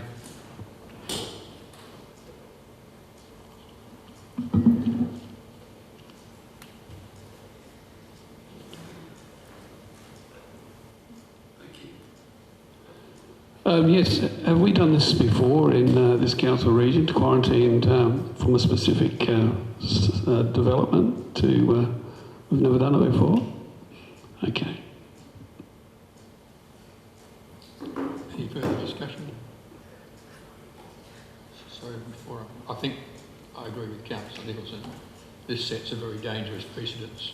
We're starting to quarantine rates from an area for an area, and then we'll get back in, then we'll go down the trail next of each area wanting the rates from that area spent in that area, and you just can't, it just doesn't work that way. You've got to spend it where it's needed and move it all around. So did you wish to sum up? I do. Yeah. Thank you, Your Worship. Just a question of clarification before I do close. Does Council have a disposal of land policy at all? Through the Chair, we do, yes. Okay. So this is not just about Lot 10. We've flagged in an earlier response to a question that there's a sport and recreation strategy and facility development plan for Alexandrina proposed as a new initiative in the draft budget. So this is something that I think I accept the feedback from Councillor Coomans and Councillor Nicholson, and I toyed with this for long and hard before I put it up. So I just think if we always do what we've always done, we'll get what we've always got. So just because we've never done something before doesn't mean we can't do it, and we do need to be creative as part of our revenue strategy that's going to be developed. But I'll accept whatever the Chamber decides, but we do have a sport and rec strategy and facility development plan for the whole council area that will need to be funded in the budget, so I hope that's given some very serious consideration. Thank you, Your Worship. Close the discussion. I'll put the motion. All those in favour? Against? That's lost. So 7.3 is a motion from Councillor Coomans regarding the Wharf. Do you wish to withdraw that? Probably not, but probably should. Regrettably, I think I've got no option but to withdraw it, but I think it was a very poor decision of council before, quite frankly. So 7.4 is Councillor Miller and motion regarding developer contributions towards asset acquisition and renewal external to development sites. Do you wish to speak to that, Councillor Miller? Yes, I do. Thank you, Your Worship. Sorry, I'll just grab my spot in the agenda. I had hoped to just note, with the petition that we received earlier and the response to the question that I had, there are infrastructure agreements that we have in place for developers that need to provide infrastructure external to their sites, as I understand it. So I do just want to clarify gifted assets. I think that's important. Open space fund, I'd be interested to know the balance in that, our car parking fund, and just a bit of an audit perhaps. I'm flagging that I may bring a motion forward to have a better understanding of those infrastructure agreements and what it is that we do ask developers to provide external to their sites. Thank you. Is there a seconder? Councillor May. Yep, go ahead. Yes, this pertains to the petition we had for Old Bull Creek Road, and if you went down there and had a look at what's happened, there's been a hiving off of some land alongside a house which is on a bigger block to the front of Bull Creek Road with no input by the developer to provide a path and or guttering in front of the property. And this has been happening for 40 odd years that I know about in Strathalbyn, where people have been doing this and not contributing any funds. This is the small developments I'm talking about. They'll get away with it if they don't build facing the current road system that we have, or put a hammerhead in or something like that. They'll get away with it there. But when they deliberately position their new block so that it takes advantage of the bitumen road and there is no paths or gutters, I think this is a good initiative to look into. Any further discussion? Councillor Coomans? Yeah, thanks, Mayor Parks. Look, I've got a question because when developers make contributions as part of development, it doesn't mean that money has to be spent in their particular development. It has. Thank you. It has to be spent in their general area, but I'm sure Mr. Atkinson will have a much better answer than me. So, through the chair, just clarifying your question, Councillor Coomans, are you asking whether an open space contribution, I think it's two questions, whether an open space contribution needs to be spent on open space within the locality of the development, as one, and then the other one in terms of an infrastructure agreement, to what extent can an infrastructure agreement apply to the land?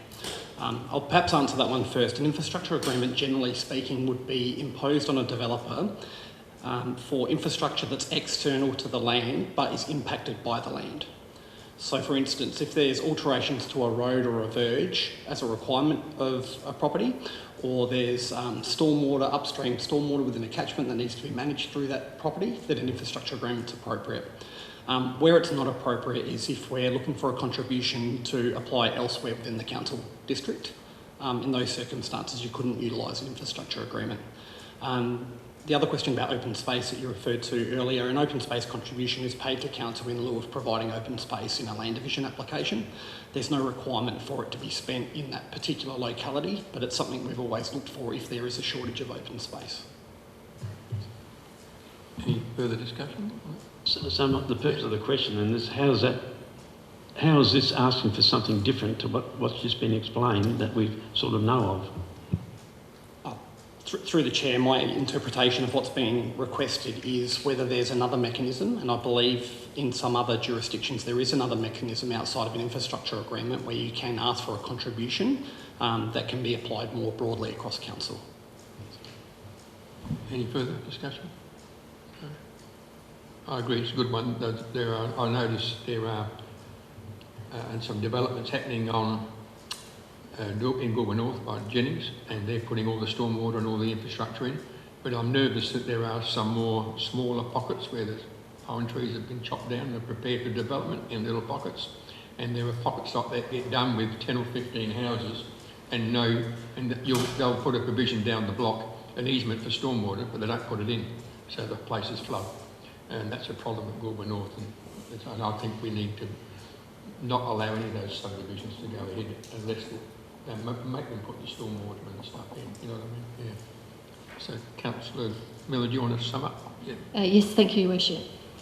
So this, in addition to the answers to my questions or notice on this topic earlier in the agenda, the cumulative pressure being put on existing council infrastructure by infill, green and brownfields development, council does not have the resourcing capacity to finance the infrastructure demands of a growing community.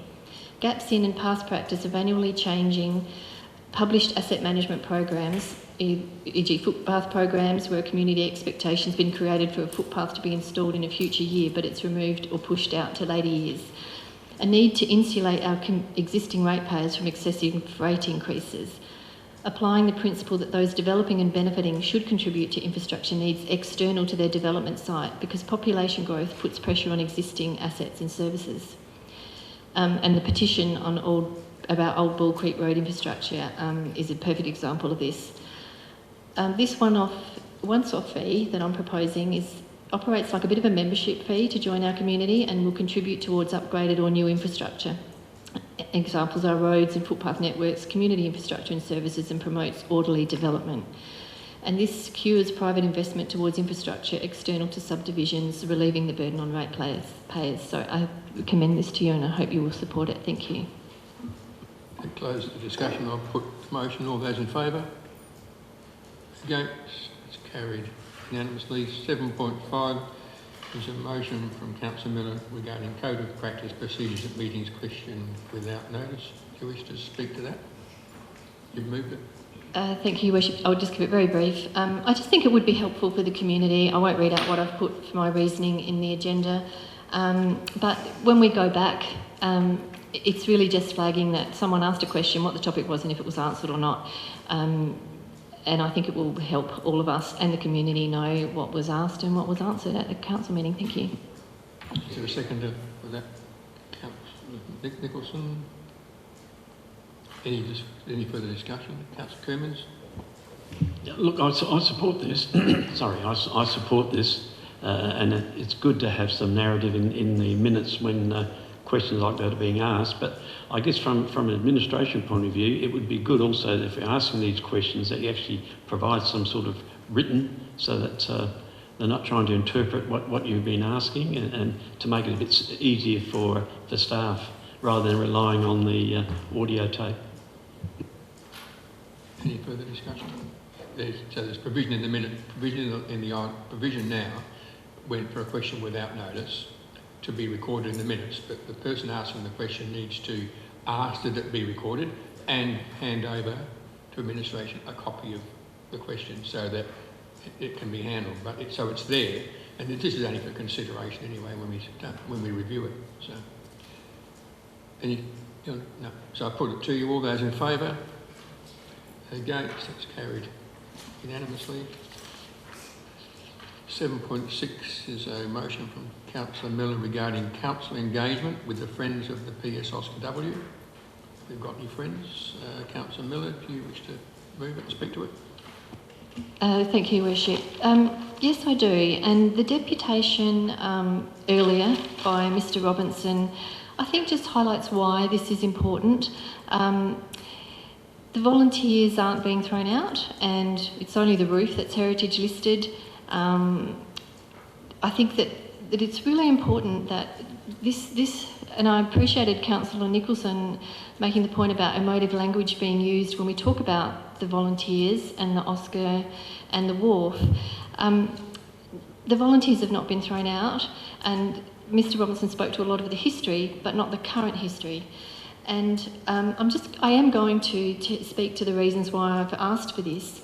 As a newly elected council member, I am experiencing difficulty understanding the governance structure of the Friends of the PS Oscar W, who council engages with when meeting or communicating with Friends of the PS Oscar W, beyond the day-to-day management of the volunteer activities, what it is they as an organisation seek or sought from council, and council's administrative oversight of volunteer activities associated with the PS Oscar W, and their relationship to other volunteer activities in a broader Alexandrina Council context. I believe the general public is also perhaps finding it challenging to understand the above. This motion should not be interpreted as diminishing the valuable contribution of the volunteers who support the Oscar W. That is not in question or my intention.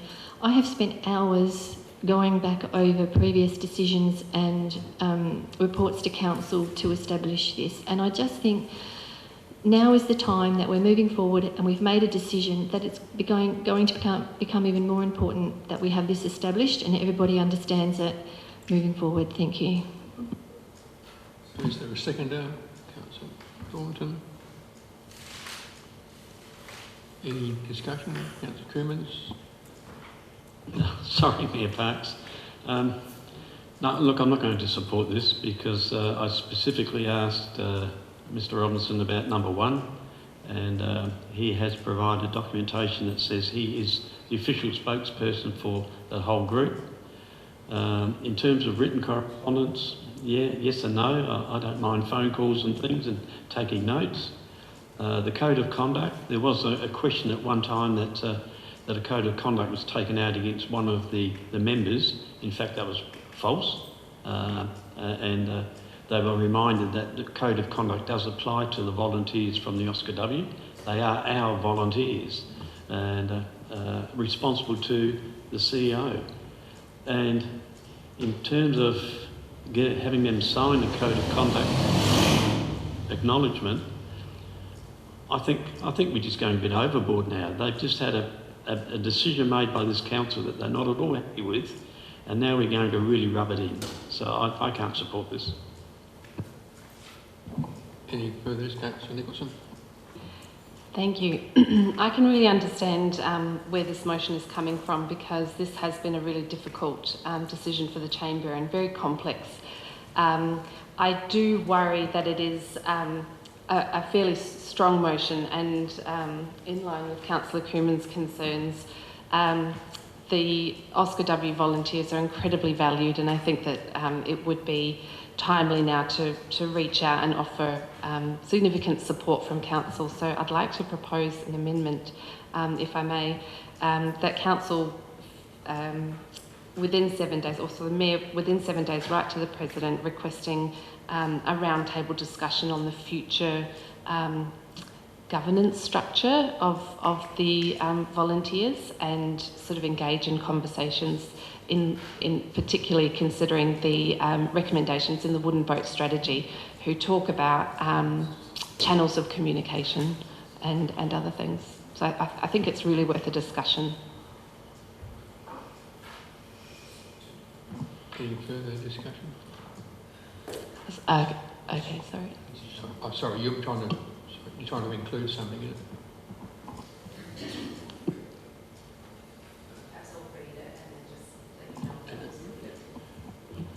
Perhaps I'll wait till it's written and then let you know if that reflects what I was trying to say. Thank you, Tanya.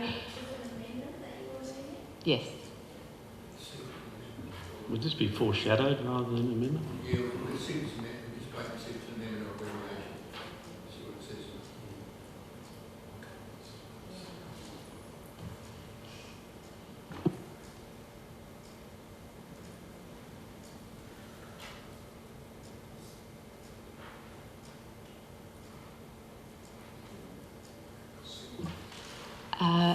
And path forward, perhaps?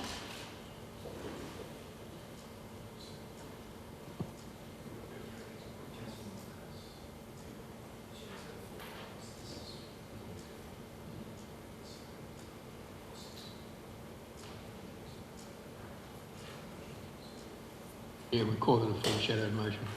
We better call it a foreshadowed motion. Yeah. We can do it straight away. We can do it. So any discussion on the motion that's before us? Councillor Livingston. I have 2 questions as to point 3 in the motion. Is that not something that we have already done? So what is the purpose of doing it again, especially after what has just happened in the Chamber? Through the Chair, the previous motion, the previous reminder that we gave them was probably more informal. This is probably doing it a lot more formal and making sure it gets out to everyone. We spoke to the President last time to remind him of the Code of Conduct, but this is the motion that Councillor Miller's moving, that we write to them all and remind them. Second question was, is it a requirement for all council volunteers to have signed a Code of Conduct acknowledgement from? Through the Chair, that's correct, yes. It's part of the induction process, and that was something that we confirmed recently, that there's 70 volunteers on our books. To become a volunteer, you need to have gone through the induction, which includes signing the Code of Conduct acknowledgement. Any further discussion? So, Councillor Thornton. I think this is really important, just tonight's decision aside, that every committee, volunteer group do these things, so we have streamline of communication with everyone we work together with in this council. So, yeah, I think it's really important. So, Councillor Miller, do you wish to please close the vote? I just have a question of clarification first before I close it. So are the Friends of the PS Oscar W an incorporated body? They are? So they would have a public officer that is their person who speaks on their behalf? Must have, yeah, they're incorporated. Yeah. Thank you. That's what I'm just trying to When establish. they ceased to become a Section 41, they became an incorporated body. Yes. So I just need to understand who we communicate with. I think that is really, really important. And I'll leave it to the meeting to decide whether they want to support this or not. And Nigel's saying they voted Nigel Robinson in, and Nigel has a copy of the minutes where they voted him as their spokesperson. Do you wish to close the discussion, or you've done it? No, that would have been nice to know and been provided with some formal, and I think this motion would capture that. So I would like the meeting to vote on it. Thank you. That closes the discussion, so I'll put the motion. All those in favour? Against? It is lost. 7.7 is a motion from Councillor Miller. Oh, sorry, a foreshadowed motion. So we've got a foreshadowed motion from Councillor Nicholson. That's moved by you. Do you wish to speak to it? Or you've already spoken? You can speak to it again. Yeah. I'll second it. Thank you, Your Worship. I really encourage the Chamber to support this motion. I think it's really important now more than ever to have a really productive discussion with the Friends of the Oscar W and work really hard as a council to make sure that they feel the value that we all place in them. Thank you. Yeah, sorry, Mayor Parks. Look, I support this, and I think the meeting with the Oscar W or the committee of, or the public officer of, these points will be raised, and it's in a much better venue than what was proposed before. Any further discussion related to that? Councillor Miller? Thank you, Worship. I'm very supportive of this happening. I just want to really stress again that it's not about not valuing the volunteers. I would ask that the volunteers also acknowledge the role that we, as elected members representing our community, have a very important role to play as well. And it's not a them, us. It's definitely not that. It's about understanding how we're going to communicate with each other and respecting that process. So I just can't stress that enough. We need to have some respect shown to us as well, especially as new council members trying to get our heads around all that has transpired in this space. So yes, I support what Councillor Nicholson's asking. I think it's, as long as we talk about the points that I've raised in the motion that was lost. Thank you. Any further, Councillor Gardner? I just would like to say that it's my understanding that council staff has spent hours and hours and hours working with the PS Oscar W volunteers. It's not that I imagine governance has never been looked at. And I just simply want to recognise that staff hasn't been mucking around or sitting on their hands. But I would, in fact, vote for this motion. Any further discussion? Councillor Coomans, yeah? Sorry again. I'm just wondering whether the resolution should exclude that further to resolution CDD.splash, because we're just asking for you, Mayor Parks, to arrange a meeting within 7 days and have a meet with them. Does it really need further to the resolution, Duty Dot Splash? Probably not. No. No, take that out. I mean, I go down there regularly and have a chat to them. So you happy with that? Yeah. Do you want to sum up? Yeah. Oh no, I just wanted to say yes, I'm happy to remove that. Question of clarification, Your Worship. I spoke to that motion with that in there, and now that's been taken out. That motion refers to a business plan and a conservation plan and governance models associated with the Oscar W. So I'm nervous that that's going to be taken out because we still haven't seen the business plan and the conservation plan and the governance models associated. We were going to do it. That spoke to doing a review of that, and I think that needs to be part of the discussion. Thank you. Well, the mover has the right to change it if you... I'm happy to change it back. Put it back in, yeah just to say we'll be here from midnight otherwise. Thank you very much. Any further discussion? So I'll put the motion to you. All those in favour? Against? It's carried unanimously. 7.7 is a motion from Councillor Miller regarding holding the 20th of March 2023 council meeting in Strathalbyn in a North Wharf tour. Do you wish to speak to that? Thank you, Worship. I accept the officer's comments to my motion. We have a big decision that's coming up for Strathalbyn, and I'm happy to deal with this in two parts, if that makes it easier for council to make a decision on this. About holding the meeting in the 20th of March meeting in Strathalbyn, I understand there are limitations to that, but I do not want that overlooked or forgotten that we did commit to looking into holding meetings outside of Goolwa. The second part of mine is I think every council member in this room needs to see for themselves the position of and this is about Lot 10, I'll be honest here, to see how much space the track takes up now and how much, and the beautiful amenity that is where Lot 10 is now. So, you know, I'm rather nervous. I'd like to see a tour of Strathalbyn and the North Ward happen sooner rather than later. Thank you.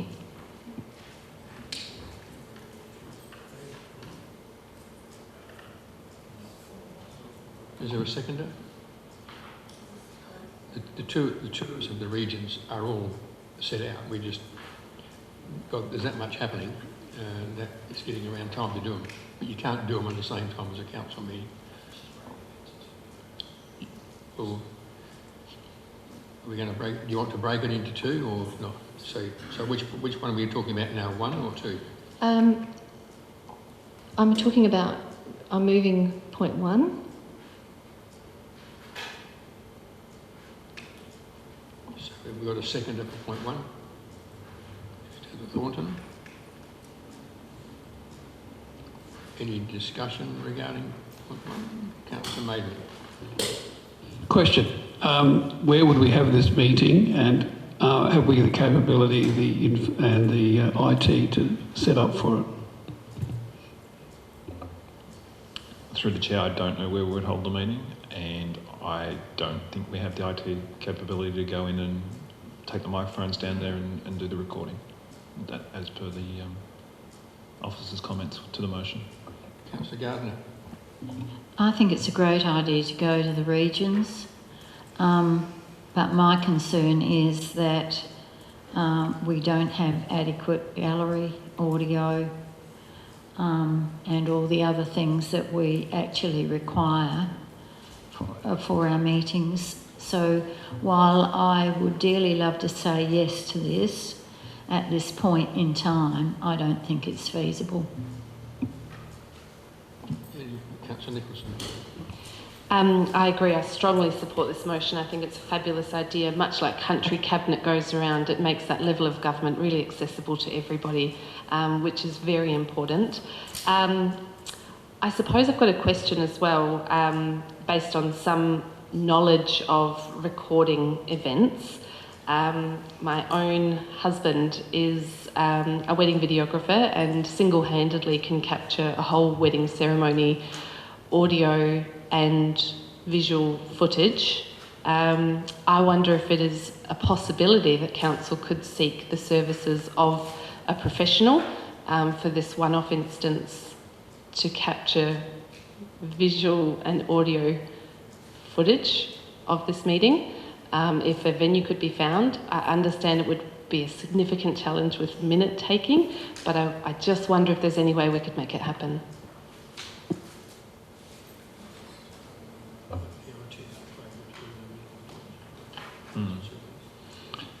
Through the chair, the previous motion which Councillor Miller was referring to about bringing into the budget the facilities to go out on the road is something that administration support and something that we're doing. If council did resolve to do this, we would make it happen. But my preference is allow us to bring back the report that was requested to enable you to know exactly what was going to occur at that meeting before that meeting occurred. Formal motion. Mayor Parks, formal motion if I could. Yeah, I'd like to move that this item be adjourned and subject to a report from administration in relation to the infrastructure required and costs and any other issues that are related to this. We just need to say adjourn till when? How long will the report take? A month? Through the chair, the previous one wanted us to bring back the budget into the budget consideration, so we'll be bringing that back to the May meetings. April? May? Okay, I'll put into the May meeting. Well, through the chair, you could say until the budget deliberations. Okay, until the budget deliberation. Okay, fine. You got that, Tanya? Yeah. Is there a seconder? It's a formal motion. No seconder? No, so that will lapse. So you wanted a seconder. So we're back where we were. Is there any more discussion on that item? If not, I'll put it. So we're talking about dot point 1. All those in favour? Against? That's lost. So now we'll go to dot point 2. You wish to move that one? Yes, I do, Your Worship. I would like to move that I'm happy to remove the word council meeting be preceded by a tour and just say as soon as possible a tour of Langhorne Creek, Woodchester, Ashbourne and Strathalbyn occur. There's a second for that? Councillor Maidment? Any discussion? Councillor Gardner? Worship, when is this likely to happen? Is this already scheduled? Through the chair, we haven't locked it into the diaries as yet, but if the motion says as soon as possible, we'll organise it as soon as possible. Yes, thank you. Earlier on in the last term of council, we had these tours. They were very beneficial. You will learn a lot by coming north of the Finnis and seeing what we have got up there. Similarly, we will learn a lot when we come south of the Finnis and we go up to Mount Compass and those sorts of regions. So they're very beneficial, good intel provided on these tours. Any further discussion? So I'll put that to you. All those in favour? Against? That's carried unanimously. Move to 7.8, which is a notice of motion from Councillor Miller regarding the review of confidentiality orders regarding Lot 10, Langhorne Creek Road, Strathalbyn. It's moved. Councillor Miller, do you wish to speak to that? Thank you, Your Worship. Yes, I do. I'd like to just cover off my reasoning why I would like this to happen. The officer response to my question on notice on the 19th of December and I've got an extract here, that Council at their 15th of August 2022 meeting resolved to include the Strathalbyn Harness Racing Club as part of the Lot 10 Langhorne Creek Road stakeholder group. However, the SHRC have now indicated they do not want to be part of the group and would like to discuss alternative models for the subject land. The Mayor and the CEO will meet with SHRC to discuss their concerns and ideas prior to presenting to Council for consideration. That meeting occurred, as I understand it, during early January. The officer commentary referred to the above, plus the canvassing of the Strathalbyn Harness Racing Club of some of the project steering group members as to their intentions to purchase part or all of the land, plus the debate on my business case motion for the Lot 10 project unanimously endorsed by Council at the 16th of January meeting, raises for me the issue of just what is in the public domain and what is not. Council members were advised by the CEO on the 10th of February that the President of Strathalbyn Harness Racing Club, Max Beasley, advised him their proposal does not need to be kept in confidence, and the CEO further advised that Council members are able to discuss with other sporting clubs and community that a request has been made to purchase some or all of the land.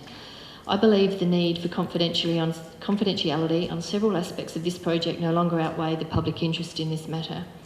It is my belief that many of the agenda items, attachments and minutes related to this project could be released, albeit with some redaction of information as necessary. The CEO has been delegated, pursuant to Section 91(9)(c) of the Local Government Act, the power to revoke in whole or in part these confidentiality orders. For me, this is a transparency and public integrity issue, and I hope that this review is supported and that it happens as soon as possible. Thank you. Do we have a seconder for that? Councillor Mayman. Any discussion? No, so I'll put the motion. All those in favour? Against? It's carried unanimously. Oh. Now we're getting some council business. 8 is administration reports. 8.1 is it's just a report regarding the vacancy in the office of Member of Council, which we touched on earlier. Is there a mover that we received that recommendation? Moved, Councillor Nicholson. Seconder, Councillor Livingston. Any questions? Councillor Coomans. Thanks, Mayor Parks. I'm just a bit worried about the terminology used here. That council members are hereby notified in accordance with section. So we're moving that we're notified. I'm just wondering whether it should be something a bit more better than that in terms of the council note that the advice from the CEO that in accordance with 54, etc. So we're actually noting his advice rather than it just doesn't sound like a good motion. I'm sorry, CEO. I was going to suggest the council note that the advice from the CEO, note the advice from the CEO that in accordance with 54A and so forth.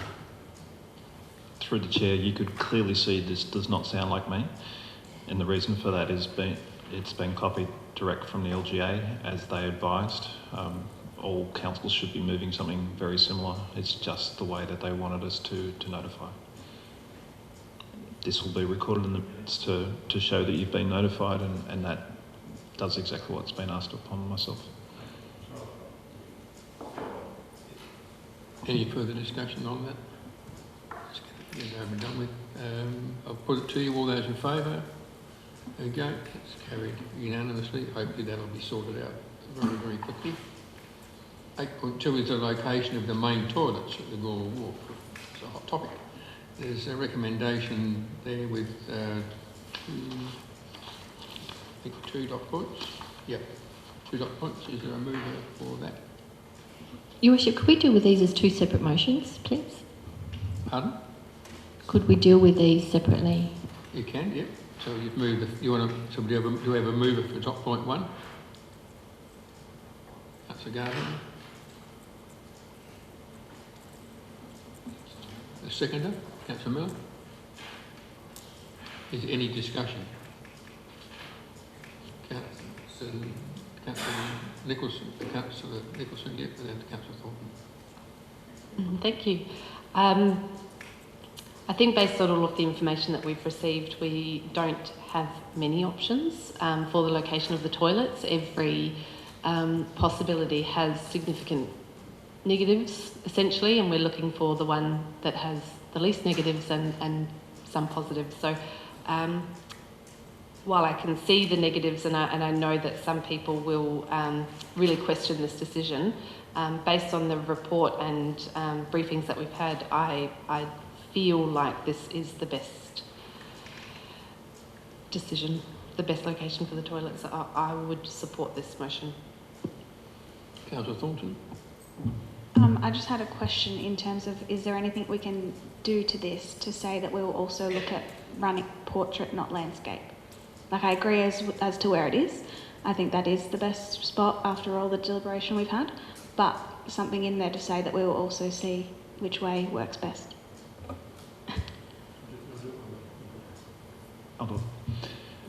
Through the chair, the recommendation is to go landscape, and the reason for that is you can see that the distillery goes landscape, the wharf shed goes landscape, the platform goes landscape, and we need to take it to Heritage and get their advice. It's the same with the roof. They're probably going to say you need it to be the same type of shape as the other ones, and that's the reason why we've recommended landscape and not portrait. So this is recommending landscape. It looks huge on there, but we had a look down there, and we went, Nigel, as they talked about earlier in the night, Nigel and I were walking around there for hours the other day trying to work out where the toilet could go and where it would fit, and then we went up Cutting Road and up onto Signal Point to look at the view, and was it going to block the view, and that turned out to be, of all the options, the best place. But we just got to look at the size and scale of it all. It's not too big. It doesn't have to be the toilet for the Hilton Hotel, it's only for the Wharf, you know, it doesn't have to be massive. The only time you need lots of toilets down there is when there's a major event on, and they bring them in. Any further, Councillor Maidment? As this is a state heritage area, are there any hoops we need to jump through to get this over the line? Because, I mean, we have our own heritage advisor from council's perspective, which may be a bit easier to get all the approvals through. Through the chair, as part of the DA, it will be referred to Heritage to get their approval, or advice, or approval, no? Approval. Councillor Livingston. I've been thinking about this a lot, and I really struggle to support the toilets being in that location because I feel as though it is contrary to activating the Wharf precinct when you're coming down Cutting Road and you see toilets. I think that the point-based system, I'm not a consultant in the area, so I can't comment on that except to say that I think the visual aspects of it, in my opinion, I think should be weighted higher. If there's scope for reducing the size, if there's scope for maximising the view coming down Cutting Road based on the placement, if we have essentially a buffer area rather than just saying in concrete that it's going to be exactly there. Sorry. Oh, is that the one? No, just put it closer to you. Oh, sorry. I just find it hard to support it exactly going right there without knowing further information as to the design, what the minimum size is, because on that plan that looks quite large. The dot point 2 is where it comes, where the design scale and the whole thing of it comes back to us to have a final look at it. Yeah. Any other discussion? Councillor Nicholson? Can I ask a question? Yeah. What was the second best scoring? I'm sort of scrolling through, but what was the second best scoring location?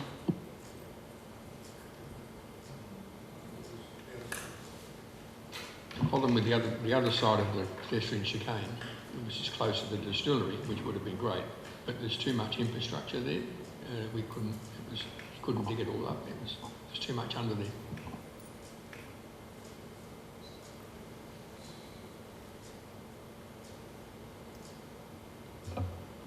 Through the chair, it was adjacent to the Spirit of Coorong, but that had problems as well.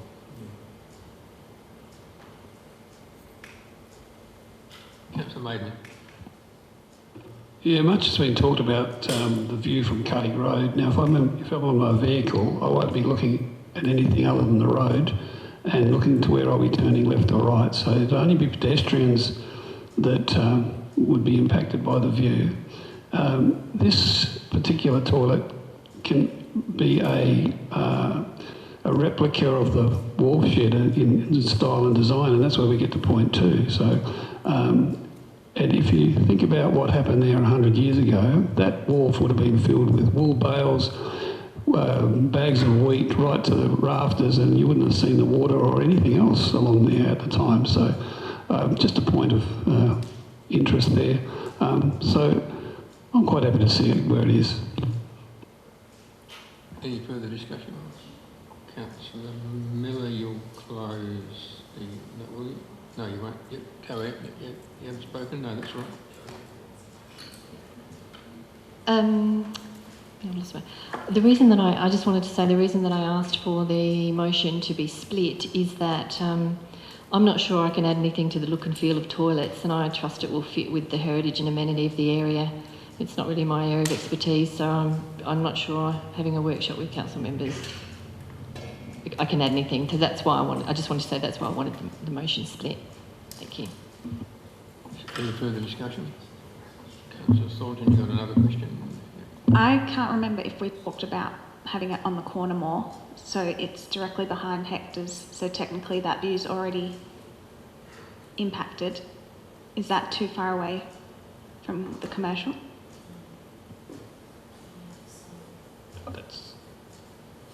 That's through the chair. What you're seeing up there is the ticket office. Is that what you're asking? Or Hector's? So it's directly behind Hector's? That would have been more than 50 metres away. That's right. Yeah. Any further? It's got to come back. Don't forget, it's not going to be sitting in the middle of a paddock of gravel. It's going to be vegetated and landscaped and trees down there. That's the whole concept, to green it and cool it. You've got to get to that point first. Councillor Livingston, yeah. Question. Oh, sorry, no, that will come to point 2. Any further? You're right. Yeah. We need a toilet. It's really important. It has to be fixed, and it needs to be fixed now. And we could argue about the placement of this toilet until the cows come home. Where it is probably the most logical place. We're never going to find the most wonderful place for a toilet. But as long as people can get to it, as long as it's not too intrusive, then I think we need to go with this now. So I'll put the recommendation. All those in favour? Against? It's carried.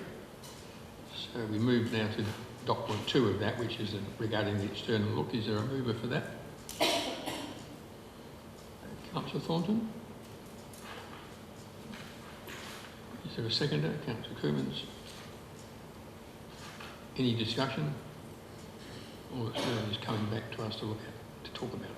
So I'll put it to you. All those in favour? Against? That's carried. 8.3 is the Strathalbyn Harness Racing proposal to purchase a portion of Lot 10 Langhorne Creek Road, Strathalbyn. Just before we start, I just clarify this is not a decision to sell the land. It is purely a direction to go and talk to all the stakeholders about the proposal. So we don't, this is not us agreeing to sell. So do you wish to move it, Councillor Miller? I do wish to move, Your Worship, and I wish to move the alternative motion that Council notes the minutes of the Lot 10 Langhorne Creek Road Strathalbyn Project Steering Group held on 7th of February 2023 and does not support the further investigation into the sale of the whole or portion of land at Lot 10 Langhorne Creek Road, Strathalbyn, to the Strathalbyn Harness Racing Club, and within 7 days writes to the Strathalbyn Harness Racing Club advising of Council's decision. And further, that Council acknowledges their advice to be removed from the Lot 10 steering group. You're adding to the recommendation. You're talking 8.3. I'm talking about the alternative motion that was in the agenda that was not 1 or 2, but was or 1. 2. It's or 1, yeah. Or 1, yes. Yeah, that's right. So, yeah, that's right, 8.3 or 1, that's the one yes, you're so talking about. I am moving 1 with additional words, please, Your Worship. So you need to just give Tanya your words in a minute.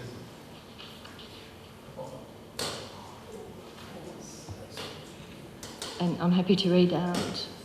Yeah, thank you. So I am moving, those words I'm happy to leave there, but I wanted to add some words to the start.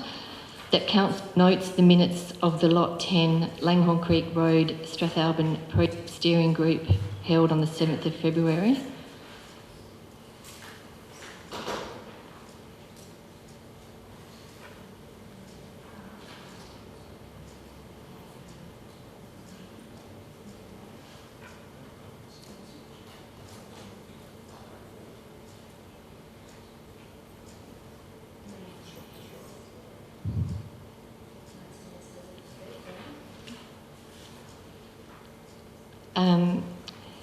And then as printed, and then after the words Strathalbyn Harness Racing Club, add, and within 7 days, writes to the SHRC advising of council's decision.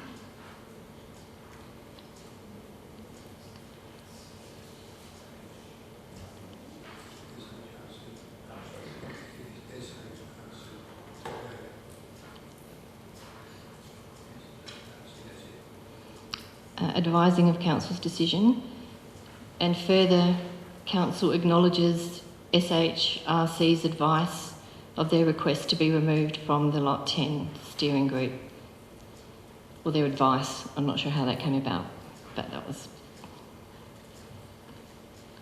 And I'm happy to speak to my reasons for moving this way, Your Worship.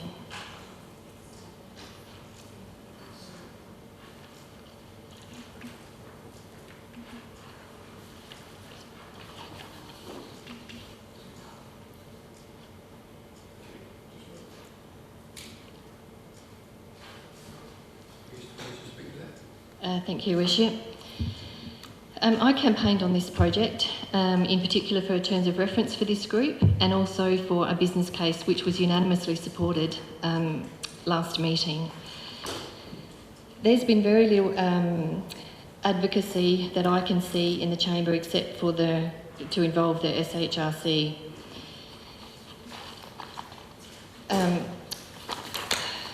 Sorry, this is really important to me, so I just want to get this right. I attended and observed the Project Steering Committee meeting on the 6th of September.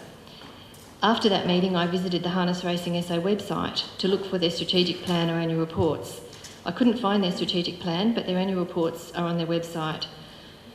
The outgoing CEO's message on page 6 addresses challenging factors influencing the industry.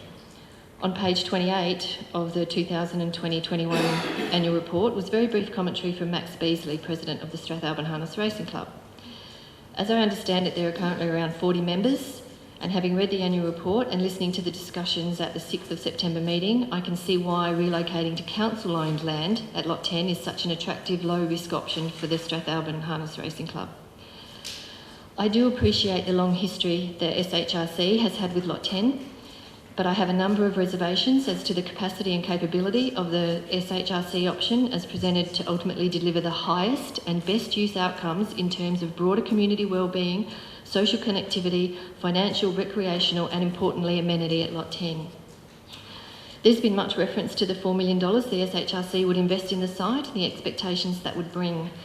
But reflecting on the meeting, I was left with 3 thoughts, and this is back in September. The SHRC only has $4 million due to selling their biggest asset. By their own assessment, they need a multi-purpose facility to be sustainable, suggesting they need all of the other groups, perhaps a little more than all of the other groups need them. A governance model established sooner rather than later is critical. I truly think our broader community would have those same reservations about SHRC involvement on this crucial piece of community land. And I look forward to community consultation occurring again giving the significant change to include the SHRC since the last public consultation took place, if in fact this motion that I'm proposing is lost.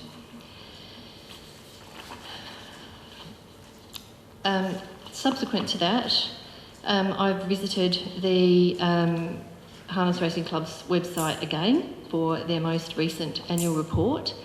Their CEO, Dean Elliott, says, "One major concern for the local industry is the diminishing horse population, which continued to decline in financial year 2022 and has been dropping by an average of 7.5% per year for the past several years in South Australia. Many of our greatest challenges all trace back to or are reflected by horse population. Rectifying this is a process that will involve many layers and is central to all decision making and strategies." The CEO's comment in the annual report says, "To our clubs that run meetings a maximum of once a year, Kapunda, Strathalbyn and York Peninsula, the industry is grateful for your contribution. Running once per year, and in some cases not at all, comes with its own set of challenges, and they are challenges that you continually rise to." Then just a couple of other numbers that I wanted to raise with you. There were I think 116 race meetings at Globe Derby in 2022. 16, I've just lost my numbers, sorry. Okay. So in their annual report, financial year 21-22, one race meeting was held in Strathalbyn in February 2022. That's a year ago. Of the 116 meetings held in South Australia, 94 were at Globe Derby Park, 22 in regional SA, and one in Strathalbyn in February, at least a year ago. I may not be right on that meeting date. If you also look at their Facebook page, you will see that there's a lot of discussion, and you need to go back a little while, about multi-purpose facilities that involve harness racing clubs, and it's not very flattering. I've had calls from Max Beasley, and we've had some really, really good discussions, and I've been very honest with Max in my view that this should be a matter for the Chamber to discuss and decide. This afternoon, I flagged some questions of clarification which were not evident to me in this report that has come to Council and this proposal that's come from the Harness Racing Club. So I'm happy to read those questions out because they're questions of clarification. I've now finished my address on why I feel so strongly about not including the Harness Racing Club in this really, really critical, important piece of land. What I would like to know is who is undertaking the investigation that was proposed in point 1, why there is no mention of a sport and recreation strategy and facility development plan proposed to be a new initiative in the draft 23-24 annual business plan and budget. When we discuss the pool opening hours later and the basketball access that was raised in my question on notice, that strategy was raised as a necessary piece of work. Yet here, when considering the sale of land zoned recreational that has far-reaching implications for rec and sport in the North Ward, there's no mention of this strategy. And this is the burning question that keeps me awake at night. I don't know what it means for the $100,000 for infrastructure investigation that was already in the budget this year, or was that only ever going to happen if the SHRC went there? Are we confident that the Strathalbyn Harness Racing Club will be able to manage intergovernment agencies and multi-stakeholder relationships? Has anyone in Council's executive spoken to or engaged with the Harness Racing SA, their peak body? What does constitution implies mean? My understanding is that would mean we'd have to buy the land back from them if it all went pear-shaped. There's nothing in there that suggests their business case would reference all the other stakeholders or just those interested in their portion of the site. I actually think we tell them that we don't support we won't entertain their expression of interest until we have a business case that was supported only 4 weeks ago, and I don't understand the significance of the 31st of March date. They're happy to wait 6 months if we agree to favourably contemplate selling, but won't if we seek to take steps in the interest of all ratepayers to inform ourselves. And I found the last paragraph of their letter to Council offensive in the extreme. Thank you. Is there a seconder? You wish to second? Can I do a formal motion to adjourn it now, or does it need to be seconded? It needs to be seconded first. Are you seconding it? Yeah. You can. Can I put a formal motion to adjourn this until the March council meeting and request a briefing for the chamber on this issue? It seems to, I mean, it's clear that it's a very complex issue, and I think that council would be remiss to without fully understanding, as Councillor Miller and likely the other North Ward councillors do, the rest of us in the chamber maybe don't have a significant understanding, and I think it's, you know, I take Councillor Miller's concerns very seriously, but I also would be very concerned about dismissing the offer. So that's my formal motion. Do we have a seconder for the formal motion? Councillor Maidment. So I'll put the formal motion that it be adjourned till the March meeting. All those in favour? Against? That's carried.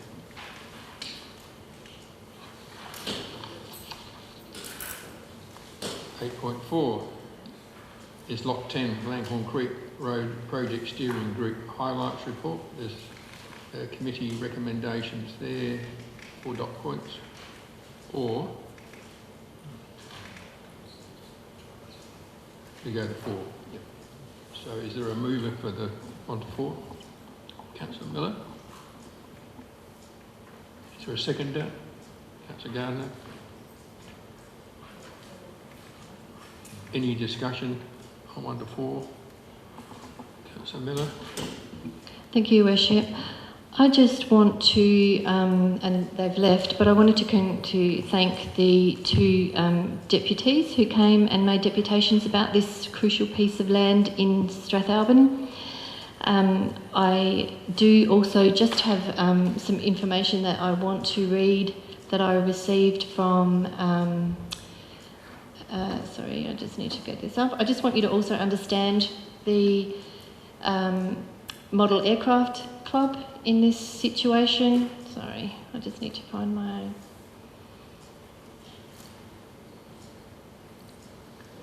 who are another very important stakeholder in this situation, in this piece of land. The Model Aircraft Group have been a tenant of this land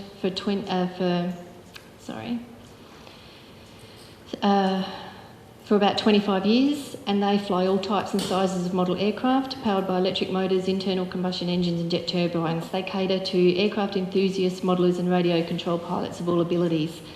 They are a small club with limited resources, and they are typical of many community clubs and associations. They have been part of the steering group since its inception and believe that Lot 10 should be used for recreational and sporting activities which benefit the greater Strathalbyn community, not specific groups that have dollars and influence. Their activities can be noisy and dangerous, slightly dangerous, so they need space around them.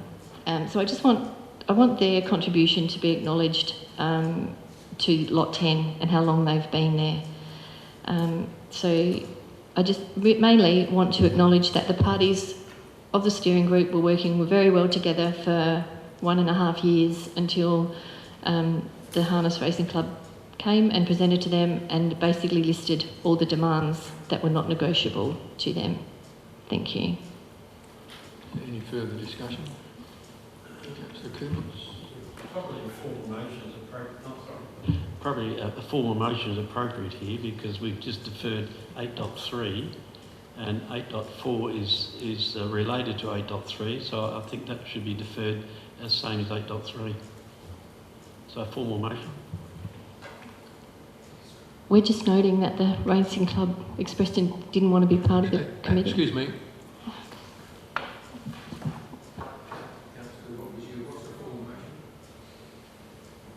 Formal motion is that this be deferred to the March 2023 council meeting.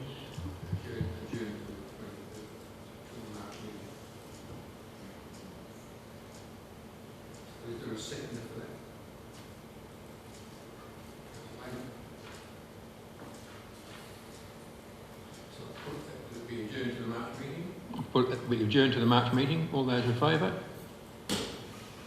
Against? I don't know what I'm voting on here, Your Worship. Pardon? It's a formal motion that it be adjourned. that we don't note the removal of the Strathalbyn Harness Racing No, Club. That's all we were. That's all I moved, was that we note the removal of the. No, you moved 1 to 4. So this is adjourned the whole lot until the March meeting. Sure. 8.5. I did. Yeah, it was carried. Sorry. Interrupting. 8.5 is the establishment of a Climate Emergency and Environment Committee, and there are 1 to 9 dot points, but importantly we need to, if possible, nominate a couple of councillors to be appointed to that committee. Councillor Coomans, you wish to nominate yourself? Yes, Mayor Parks. I was the councillor on the previous Climate Emergency Advisory Committee, and I enjoyed being part of that committee. I think I'd made some contributions, and I'd like to be part of the continuance of that, which now also includes the Environmental Committee. Councillor Livingston, you wish to be on that? Yes, I was also going to ask a question, if I may. Yeah, we should consider nominations first, but regarding, we'll ask the question, go on. My question is, can we vary the motion to have that the council members be elected for 12 months, noting that we don't have a full chamber?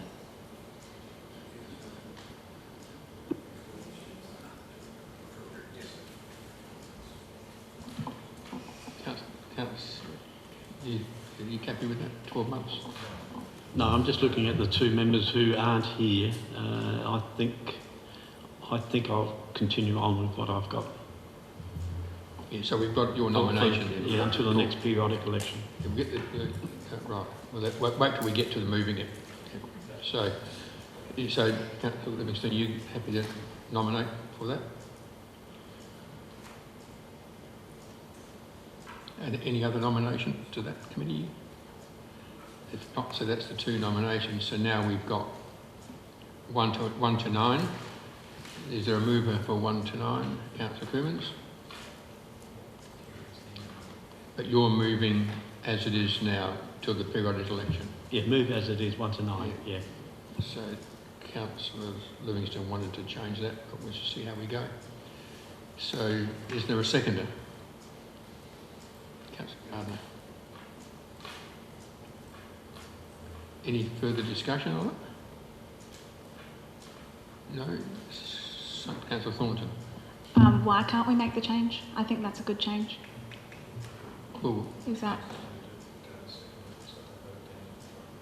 Yeah. So you can speak to it. What did you want to say? Just like what Councillor Livingston put forward, I thought was a good idea in terms of changing it up. Why isn't that happening? So you can foreshadow that, because if this doesn't get up, there's another motion. Councillor Coomans has moved it and Councillor Gardner has seconded it. Yeah. So I'll just put a foreshadowed. Any further discussion? So I'll put the recommendation as it is with the 2 nominees. All those in favour?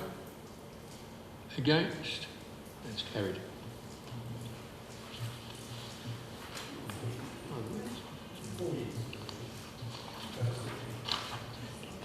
.6 is the appointment of community members for the Cemeteries Advisory Committee, and there's a recommendation there with a list of nominees that have been accepted. Moved, Councillor Maidment. Seconded, Councillor Gardner. Is there any discussion? Councillor Coomans. Yeah, thanks, Mayor Parks.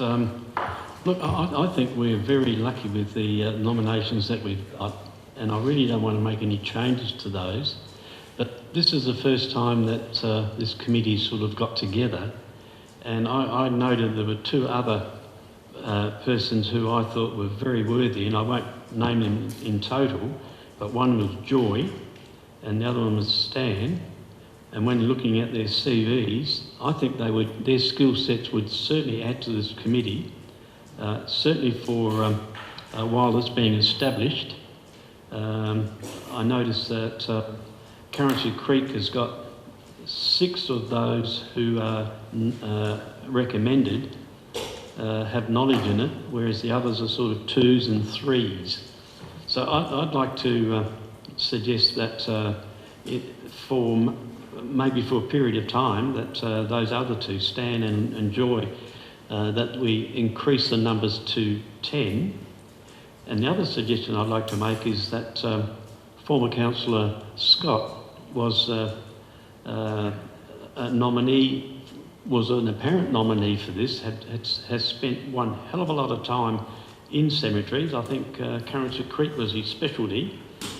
And I'd like to see him invited to be part of the initial meetings, and if the good news is that he's reinstated, then he would return as the West Ward councillor on that group.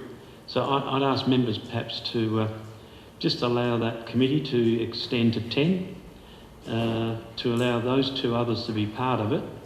Maybe it should be for a period of 12 months, and then that ex-councillor Scott be invited to attend the initial meetings until such time as his non-membership has been finalised.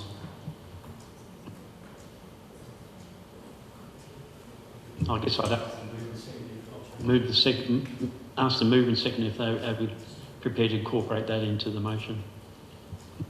Yes, so Councillor Maiden, happy to incorporate that. I mean, if I can just say, the only thing I have difficulty with, we charge a committee outside of us with a task, and then when they give us a recommendation, we want to change it.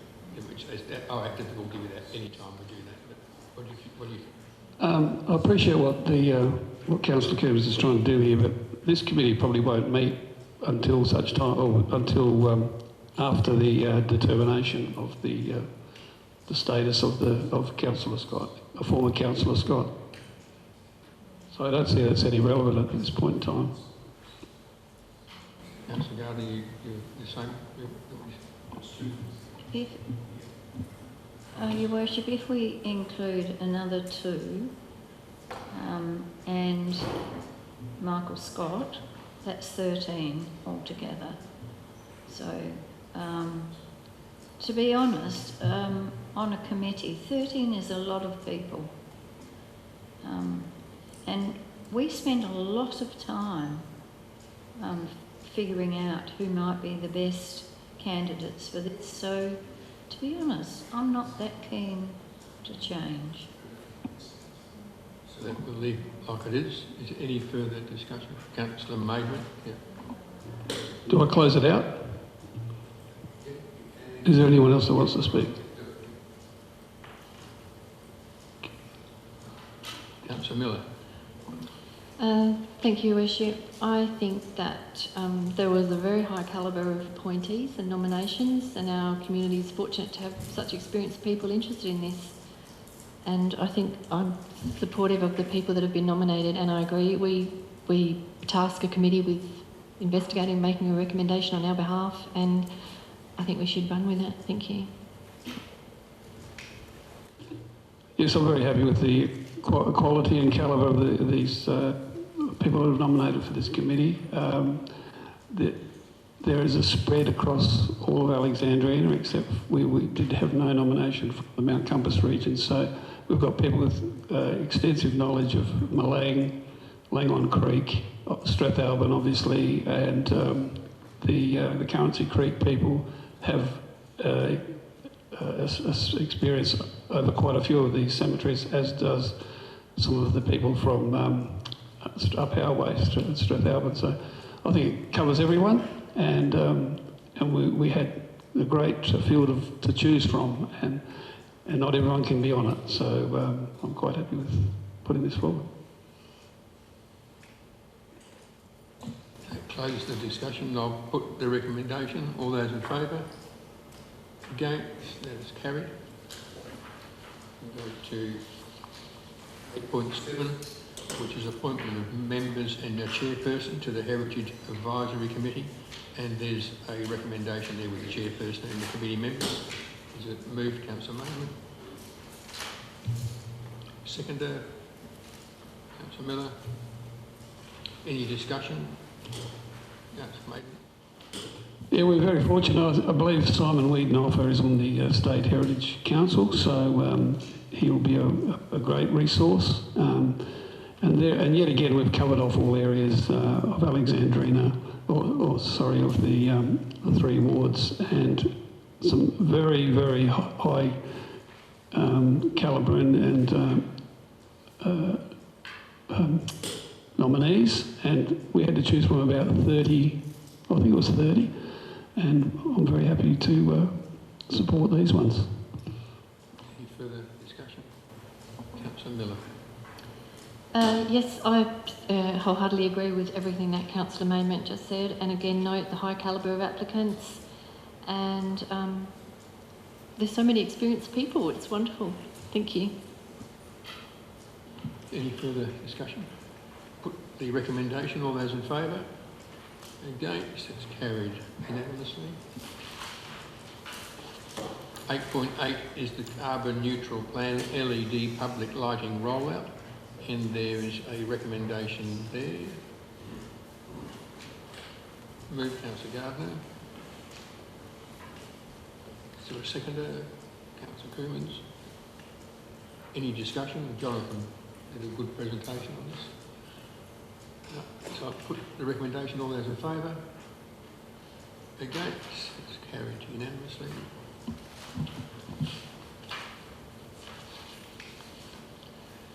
(8.9) is the asset revaluation condition, brackets, status and forward plan, and there is a recommendation there with 3 dot points.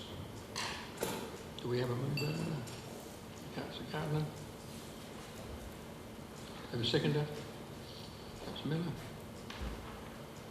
Any discussion? Councillor Miller. Thank you, Your Worship. Yes, the Audit Committee just considered this item. I can't stress the importance of this body of work. I think introducing an asset management policy is integral to delivering an improved strategic asset management framework. I want to commend the CEO and his assets team for this body of work to date. I campaigned on the pain potentially coming in this space. I do have some questions about the budget, but I will ask them when we deal with the budget, talking about this. And I just wanted to say that I do intend to foreshadow a motion on notice for the next council meeting around asset management.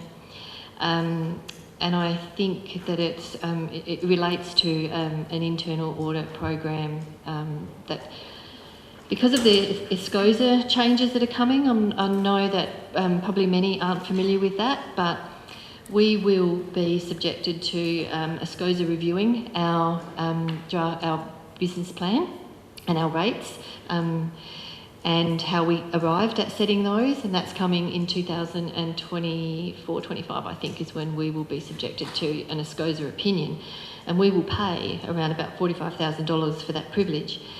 So I think it's really important that we've got, in effect, 2 years to get our house in order, and certainly not suggesting that we haven't, but what ESCOSA will be looking for is that really strong relationship between our strategic plans, our asset management plans, and that line of sight between all of them, and how we've arrived at how we value our assets and the conditioning of our assets.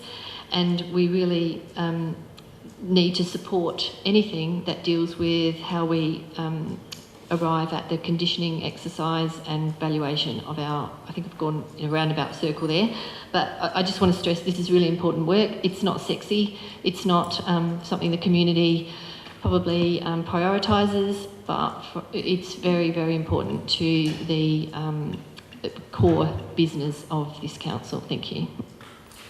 Is there any further discussion? Put the recommendation. All those in favour? Against? It's carried unanimously. 8.10 is the minutes of the Section 41 Committee, the Audit Committee, on the 10th of February 2023. And it's just that we note the minutes of that meeting. So a mover for that. Move, Councillor Gardner. Seconder. Seconder, which we're just receiving the minutes. Councillor Thornton. Any discussion? Councillor Miller. Thank you, Worship. I'm a member of the Audit Committee. It was a long meeting. Former Councillor Oliver and I asked lots of questions, and I just want to acknowledge the contribution that former Councillor Oliver made. He brought excellent practical experience to that committee. Just a couple of observations of my own. I don't think the committee meets frequently enough, so I welcome that it will meet at least quarterly, hopefully, and some of the changes that are coming with the new legislative reform can start to happen now to prepare us to be ready for November. The number one change that I'm really pleased about is to increase the number of independent members and immediately begin recruiting for that. So those recommendations follow. And the asset management plan was another agenda item, and the assumptions for the long-term financial plan. Asset management plays a very important role in how we determine our budget and long-term financial plan, so it's a very important aspect of our core business. Thank you. Is there any further discussion? I'll put the recommendation that we receive those minutes. All those in favour? Against? Any in favour? Against? It's carried unanimously. 8.11 is legislative reform of the Audit Committee. We've already just covered half of it. From November 2023, there's a recommendation with 3 dot points. Is there a mover? Councillor Miller. Seconder, Councillor Nicholson. Any discussion? Covered, I think. We've put the recommendation. All those are Councillor Miller. Sorry, Worship. We've already spoken about most of it in the yes, last I know. item. I just want one very brief comment. This will set us up really well later in the year, and I just think there's some work potentially that we could do around internal audits versus internal controls, because I think we do the internal controls part of it quite well. Thank you. Is there any further discussion? I'll put the recommendation. All those in favour? Against? That's carried unanimously. 8.12 is the Audit Committee terms of reference and committee name change. The committee name change to audit and risk is part of the local government reform bill anyway. So there's a recommendation there with 2 and a bit dot points. Is there a mover for that? Nicholson. Seconder. Miller. Any discussion on that one? Not. I'll put the recommendation. All those in favour? Against? It's carried unanimously. 8.13 is the second quarter budget review 22-23. Now there's 4 recommendations, so we'll do them one at a time. So we'll start off with recommendation 1. Is there a mover for that? Move, Councillor Maiden. Is there a seconder? Councillor Nicholson. Any discussion on that? Councillor Miller. So just one quick observation on this. I recall, if I could recall correctly, there was an observation at the Audit Committee meeting that there have been 27 budget adjustments so far this year. I think that's quite significant, and I hope that it's not going to continue moving forward, only because it makes it really hard to go back and track what we've actually done and what we've rated our community on, and it must be a nightmare working out our key financial indicators, because I really struggle trying to understand those. So I just hope that in the next budget setting that we, I'm not sure if it's because of scope change or cost change or resourcing capacity, but I just think it's something to be mindful of going forward. Thank you. the changes were last year, not this year, the last financial year. Is there any further discussion? If not, I'll put the recommendation. All those in favour? Against? That's carried unanimously. So we go to recommendation 2, which relates to the swimming pool and Strath. Is there a mover for that? Councillor Gardner. Is there a seconder? Councillor Thornton. Is there any discussion? Okay, I'll put the recommendation. All those in favour? Against? It's carried. Recommendation 3 regarding the climate change officer item. This one dot point in there. Councillor Coomans moving that.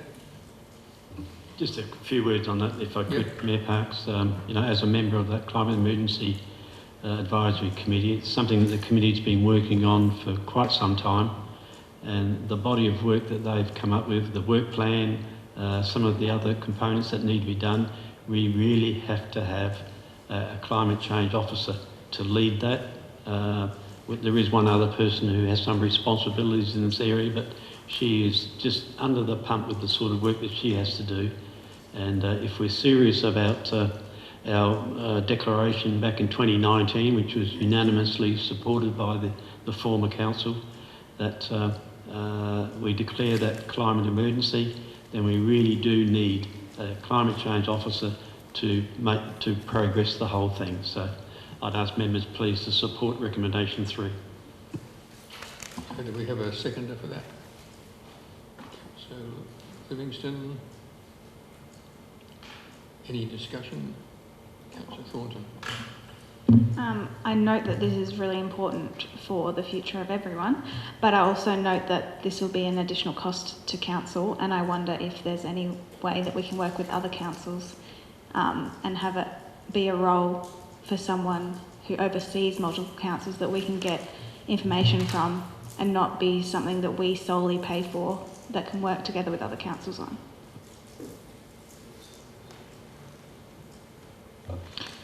Through the chair, we are actually working with other councils on certain aspects of it, and that was something which we looked into, but then we realised with the body of work which Councillor Coomans was talking about, we do need it. However, we are always looking for shared services opportunities. In fact, Mr Atkinson had a conversation earlier today with some fellow councils about working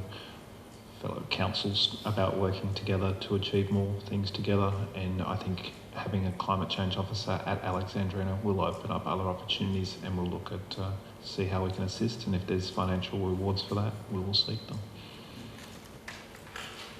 Any further discussion? Councillor Miller. Thank you, Worship. I really think that employing staff and which staff we need are the domain of the CEO, but I won't oppose this because we do have a climate change adaptation plan. I agree with Councillor Thornton. I think we need to leverage our Southern Hills membership, and I note the memo that was provided to us that talked to that, and our resilient hills and coast work. I'm not quite comfortable with the resolution from the 15th of August, which was before my time, about prioritising budget savings towards this initiative, only because I think that it just needs to be considered in the context of all the other demands on the budget. And I just was curious about perhaps who wrote the position description and where it fits in the org structure, because I think community education and behaviour change is probably going to be a very critical part of this role. It's really a state and federal-led space, I think, climate change, but I do acknowledge that we've made that declaration, and we can play a role in community education and behaviour change at a personal level. Thank you. Any further discussion? Put the recommendation. All those in favour? Against? That's carried. Then recommendation 4, which relates to the Wharf project. Is there a mover for that? Councillor Gardner. Seconder. Councillor Maidman. Any discussion? I'll put the recommendation. All those in favour? Against? That's carried unanimously.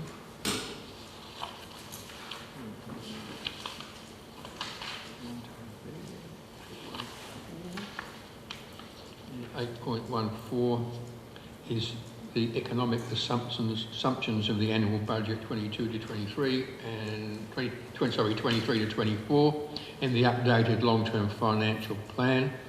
And there's a recommendation that we endorse that. Is there a mover? Councillor Maidment. Seconder. Councillor Miller. Is there any discussion relating to that? I'll put the recommendation. Oh, can you stay with me? You know, it's getting very late, and to let you go to move the motion and any deciding committee. So please go ahead. Thank you, Worship. We discussed this at length in the Audit and Risk Committee. It's a really important, I know I am mindful of time, but it is a really important that what we make our assumptions on the budget and the long-term financial plan on.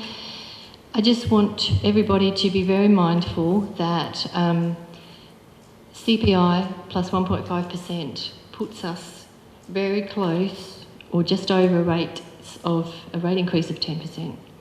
Now, I think we just all need to be very, very mindful of that, and that's an assumption that we're working on if we go with CPI. I'm not convinced CPI is a really meaningful way to make an assumption, and the Audit Committee did speak to that, raise that at length. So I just think we need to be very prepared to and look forward to the budget discussions that are coming up at our workshop that I think has been scheduled. Thank you. Any further discussion? I'd hate people to think that we're endorsing a 10% rate increase, because we're far from it. We're not endorsing any rate increase at this stage.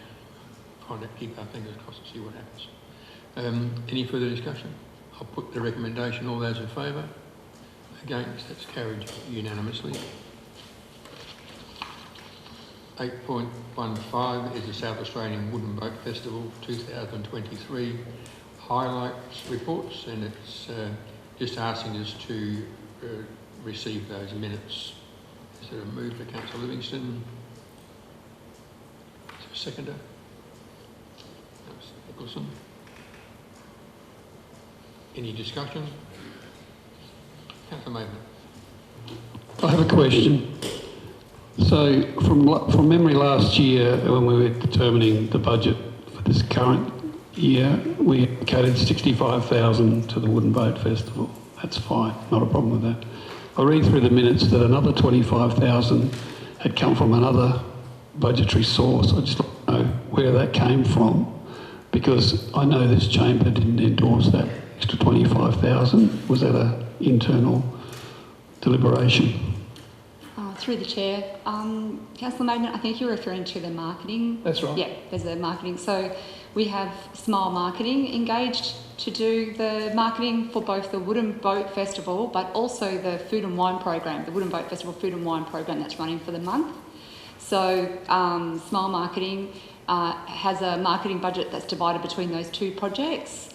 The 25,000 that they're being paid for the Wooden Boat Festival is part of that 65,000. So I don't know if there's confusion. There is another 25,000 that they're being paid for the business engagement program, which comes under the Business Alexandrina umbrella. Didn't read that way. Yeah. Any further discussion? I'll put the recommendation. All those in favour? Against? That's carried unanimously. Thanks, Lisa. Well, I've got a bit more here, maybe. 8.16 is the Alexandrina pop-up business activation program, specifically the chart room. Recommendation there with 3 dot points. Is there a mover for that? Move, Councillor Gardner. Yes, Your Worship, and might I just say that the chart room looks lovely since it's been repaired, but as someone who walks along past that little building many times during the week, I never really thought that it would never be much use as a pop-up. It's too far away from the wharf, really, and I'm glad that administration's actually taking it off the list. Is there a seconder? Councillor Livingston. Any further discussion? I'll put the recommendation. All those in favour? Against? It's carried unanimously. I mean, there is a community group that would like to use that for their meetings, but they wouldn't pay us very much money. So, you know. 8.17 is the Goolwa Regatta Yacht Club new lease for public consultation outcomes. Again, I will safeguard that I could be seen to have a general conflict of interest. I'm a past flag officer in Commodore and a member for nearly 30 years. I haven't been a member for probably 4 years. So I'm not a member at all anymore. And I'm not involved in the club. So, but my background with the club was extensive. And so just let you know that, but there's a recommendation there regarding their lease. Looking for a mover. Move to Livingston. Sorry, question. Question, yeah. I'm also a member and I'm happy to not participate in the decision making, but a lot of this community are members of the GLYC. Yeah, I think you can just do a general conflict and still participate if you want to, because you've got no benefit financially out of it. So do we have a mover? Move, Councillor Gardner. Yeah. Sure. Might I just say that clause 4.2c of the proposed lease requires the lessee not to cause any nuisance, damage, obstruction, annoyance or inconvenience to any adjoining occupants. I did notice, reading the community consult,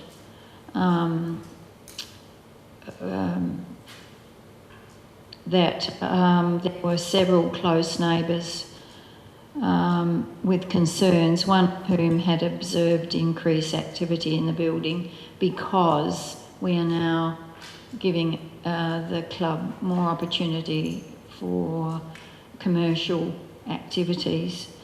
And so I just hope, and I certainly wish the yacht squadron the very best, but I hope that they are mindful of the concerns of some of their neighbours, close neighbours.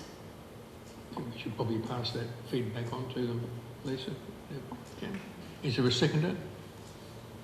Councillor Maidment. Yeah. Okay, I see that we now, with the yacht club, are now charging them a minor commercial lease, which for $500 per annum, and I don't have a problem with any of that. So their lease expenses have been significantly reduced. It's cost us, I think, I read somewhere $800 to draft this lease, and obviously staff time. To recoup $500 per annum, I think we need to look at either increasing our minor commercial leases, not in this instance, but I think $500 is too cheap, particularly when you've got the yacht club with significant income from food and beverages, and they could expand, which is on the cards, and good luck to them. So I think our charging for this is, our charges for this is too low, and I think we need to review these particular ones that are only earning us a small amount of money. But I support it anyway. Any further discussion? Councillor Thornton. I just want to note that I agree with Councillor Maidment on that. It is pretty cheap. Councillor Nicholson. Thank you. I did wonder, in the same line of thinking, with this lease, if we go ahead, where and when would council have an opportunity to review that $500 per annum lease? Yeah, well, we probably, Lisa will tell us, but... So through the chair, each lease has a renewal term, which is generally every 5 years. So when it came back to the chambers, if we wanted to consider a new rental fee, that would be the time that we would look to apply that. Okay, any further? Councillor Miller. Thank you, Mayor Parks. I echo in a similar vein Councillor Maidment and Councillor Thornton, especially when you look in light of the next item, which is the Clayton Bay Nursery and Environment Group new lease proposal. They are also charged $500 per annum, if I read that correctly. I just think there is quite a bit of disparity between those two organisations and what their purpose is and their potential to generate income. So that caught my eye, that $500 for the Goolwa Regatta Yacht Club. I acknowledge the community service that they perform and that it's a very big part of the culture and activities within the Goolwa community. But, you know, we are looking, when we consider a revenue strategy and ways to ease the burden on, when we have these assets that we need to make sure are working really hard for us. I did struggle with the $500, but I'm not sure what we can do about that now. You know, for 5 years, that's only $2,500 that we're generating. Thank you.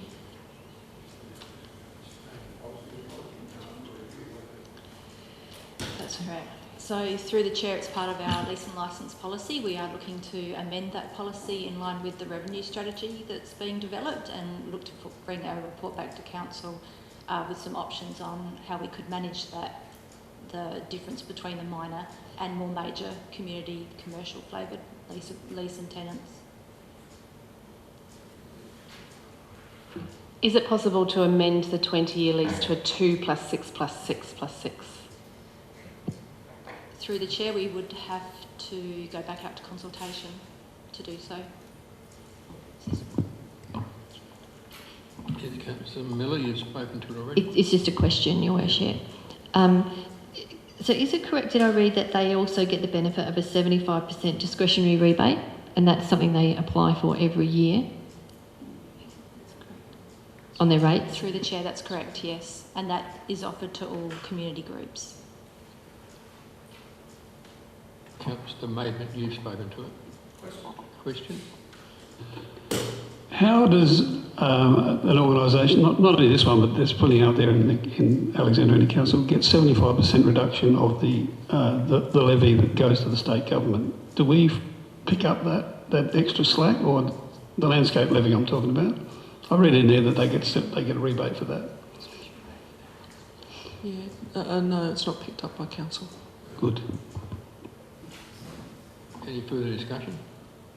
Put the recommendation. All those in favour? Against? That's carried unanimously. We go to 8.18 is the Clayton Bay Nursery and Environment Group new lease proposal, and there is a recommendation there. Is there a mover for that? Moved, Councillor Gardner. Seconded, Councillor Maidment. Any discussion? Fantastic organisation. Yeah. Councillor Miller. I just echo the previous comments, but I noticed that they don't apply for the rate rebate, for the discretionary rate rebate, if that's correct, and I think we should strongly encourage them to do that if that suggests that they're paying full rates and paying $500. So, thank you. Is there any further discussion? Put the recommendation. All those in favour? Against? That's carried unanimously. 8.19 is the mobile food vendor procedure proposed amendments, and there's 3 dot points into the recommendation there. Is there a mover for that? No, Councillor Gardner, thank you. Is there a seconder? Councillor Miller. Is there any discussion? Councillor Thornton. So does this say from now on no one can apply to do anything on the roads? So no food vendors can ever do community events on our land or road or anything in future? It's a bit different between events and a pop-up. So we do get mobile food vendors come to community events, and they're part of the event on a reserve, normally on reserves and things like that. But this is a pop-up mobile food that turns up at Goolwa Beach car park in the middle of summer and disappears during winter. That's the sort of thing we're against. Can they apply to do so, or we're saying no, never? Well, they do apply for it now, but we get applications and then we turn them back. So this is the idea of this is to save us getting applications all the time, because it just wastes officers' time. Just say no.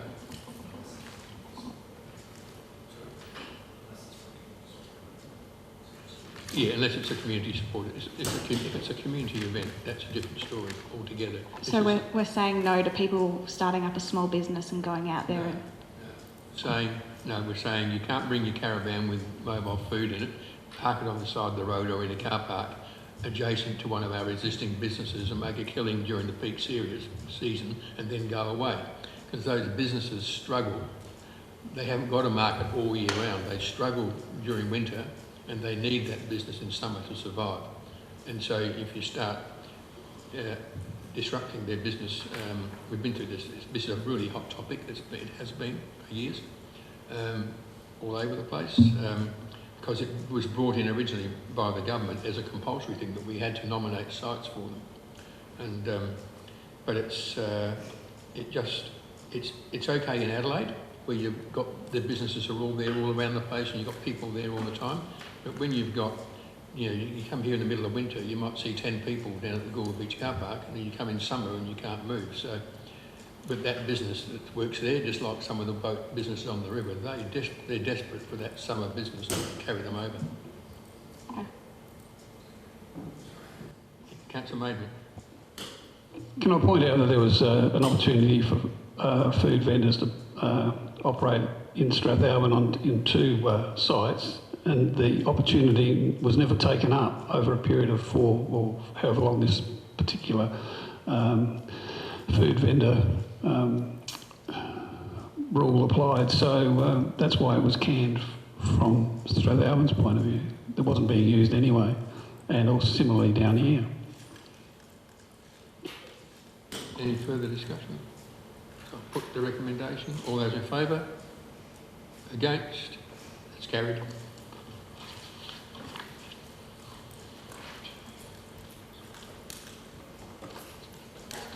Trying to find it. Sorry, it's on the wrong side of the page.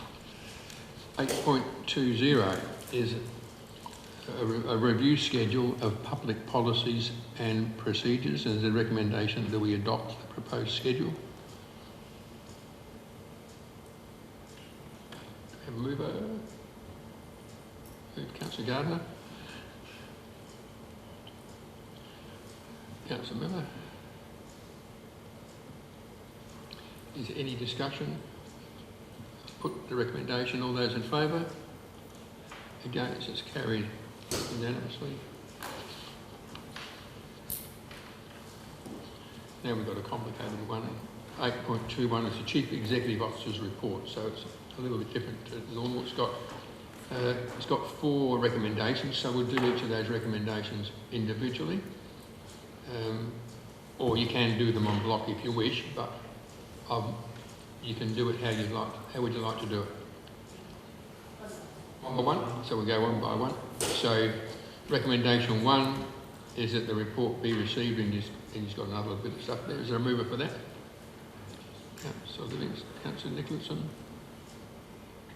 Seconder, Councillor Coomans. Is there any discussion? Councillor Miller? So this is the capital budget. We're talking about the capital budget adjustments as well. I just wondered if we could have the budget adjustments included in the resolution, the actual table that was there. Because it's really hard when you look back on the minutes, you then have to go back through the agenda. So I just wondered if we could include that. And we're not talking about the capital projects report here, are we? Or is that where we talk about that one? Because I just have a question on that.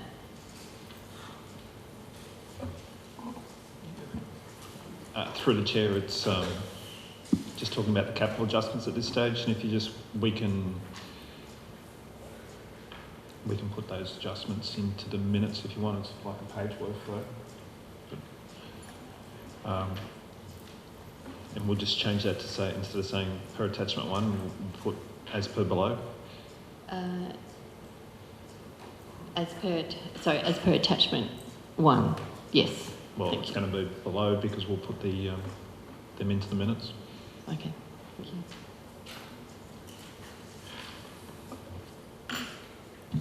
Any further discussion? So I'll put the recommendation. All those in favour? Against? That's carried unanimously. So we go to item 2 on the recommendation 2. Is there a mover for that? Moved, Councillor Gardner. Is there a seconder? Councillor Nicholson. Is there any discussion? Councillor Maidment.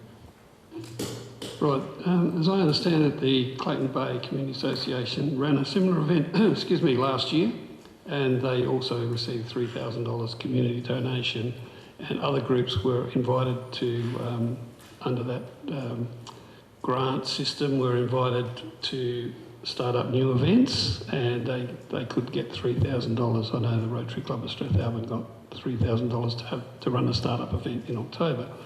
So here we are 6 months on, and they're asking for another $3,000. It's not a start-up event. Was there any money made at this event or to seed fund this particular one in March, or are we going to be hit with requests like this every 6 months?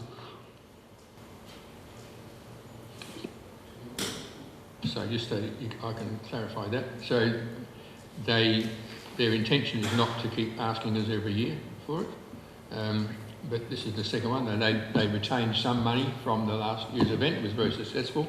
They thought this, if they got a chance at this Hall's event again, it would be late in the year, in the second half of the year.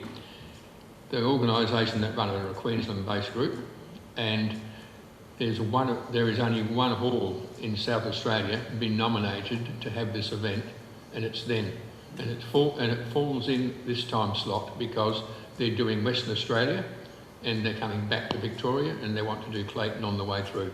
Otherwise, it would have been there wouldn't have been one in the state. So it's fantastic. But they're very positive about the fact that this is not something they're going to ask us for every year.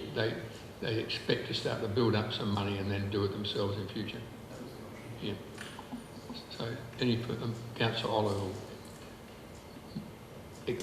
Past Councillor Oliver had a discussion with him about it. So any further discussion? I'll put the recommendation. All those in favour? Against? That is carried. Recommendation 3 is there about the tour down under that we don't put a submission in. Is there a mover for that? Move Councillor Coomans. Yeah, Mayor Parks, I'm happy. Well, I'm not happy to move this because it's with some regret, because I think it's such a fantastic event, but it just costs us a fortune, and we just got to look at the dollars now, and unfortunately, this is one that we have to look at. Is there a seconder? Councillor Gardner. Any discussion? Councillor Miller. Thank you, Worship. I just wondered, I understand how these requests for expression of interest work, but I wonder if there's an opportunity to leverage any neighbouring councils and maybe buy some space in there, and if they're hosting an end of run or beginning of a run, that we can have some promotion as part of that. It's just an idea. The benefit of having a stage start or preferably a stage finish, which is that they happen in that town, so it doesn't happen in two towns. It just happens in one town. And if you remember the one we did in Strathalbyn, that was an enormous success. It was good, fantastic for the businesses. So it's something that we could look at down the track, but probably not this year. Councillor Maiden. Yeah, it's problematical that you'd have a finish in Strath at the moment with the Strath streetscape revitalisation and the tightening of the main street corners and the cobblestones and the paving in the middle of the road. So I don't know that that has been communicated to the Tour Down Under people, or whether they've had a look at it, but it's certainly changed since the last finish at Strath. If you could drive a bike down Alexandrina Road, you can go anywhere. Wouldn't feel it. Councillor Thornton. Do we know at all how much money that having a end stage brings to Strathalbyn in comparison to the cost of putting it on?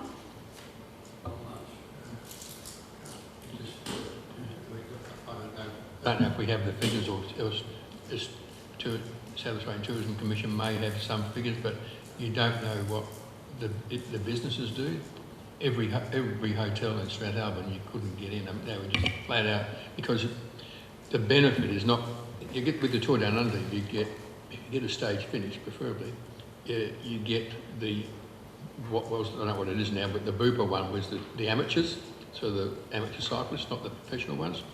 So the professional ones are the big attraction, boom, but all the numbers are in the amateur group, and their families come along to meet them at the finishes, and so they get there before and they hang around after. And the Strathalbyn one, there were people from interstate that rode in that were around for over a week afterwards. So I don't know how SATC might be able to give us some answers, but we'll have to find out.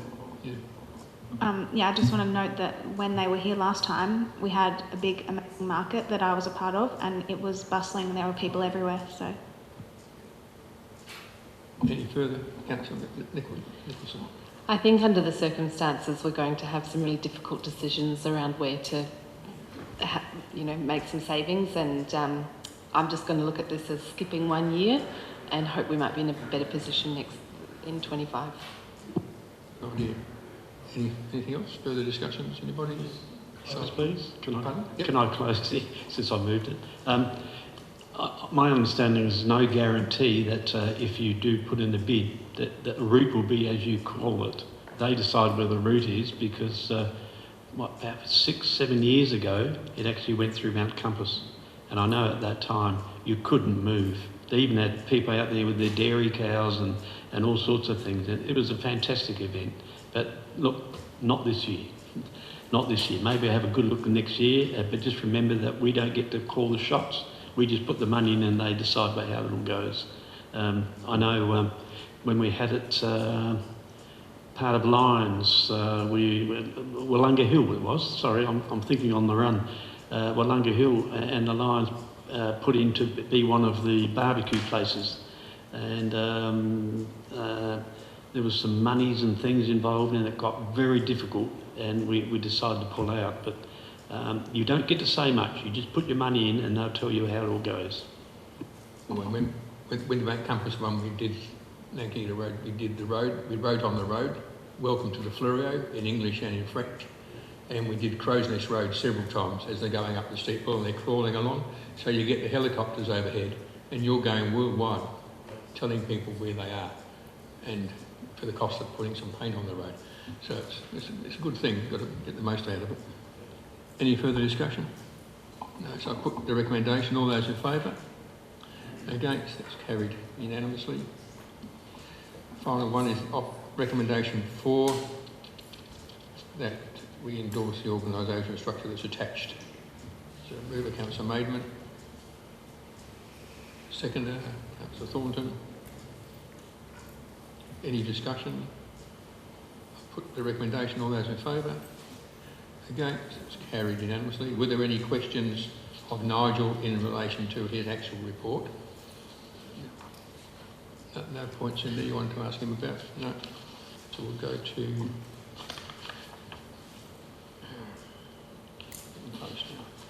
so item 9 is elected as council. We're going to change the name of it now. We're council members now. Council member reports. 9.1 is the presiding member's report. So it's my report. There's a recommendation that report for January be received. Mover for that, Councillor Livingston.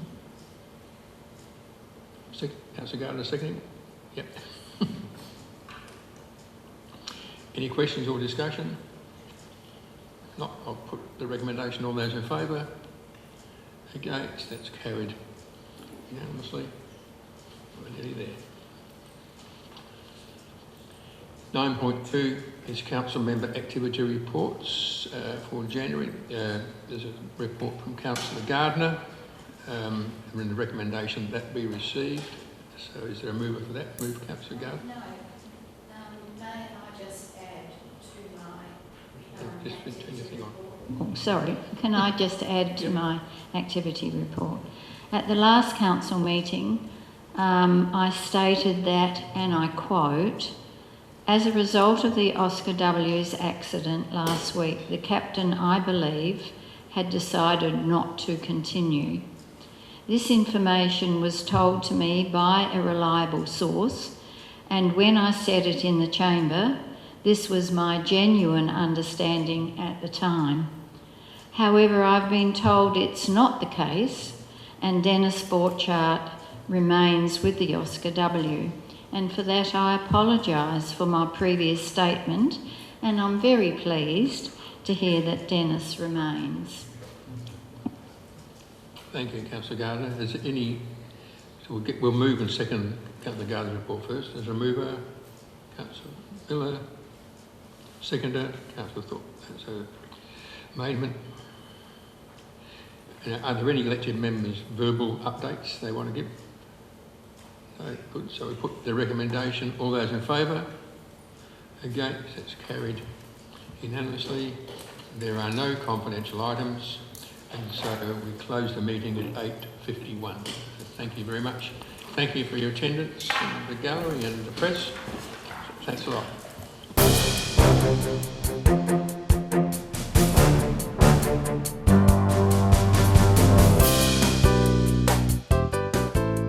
South Coast Television, your community, your voice.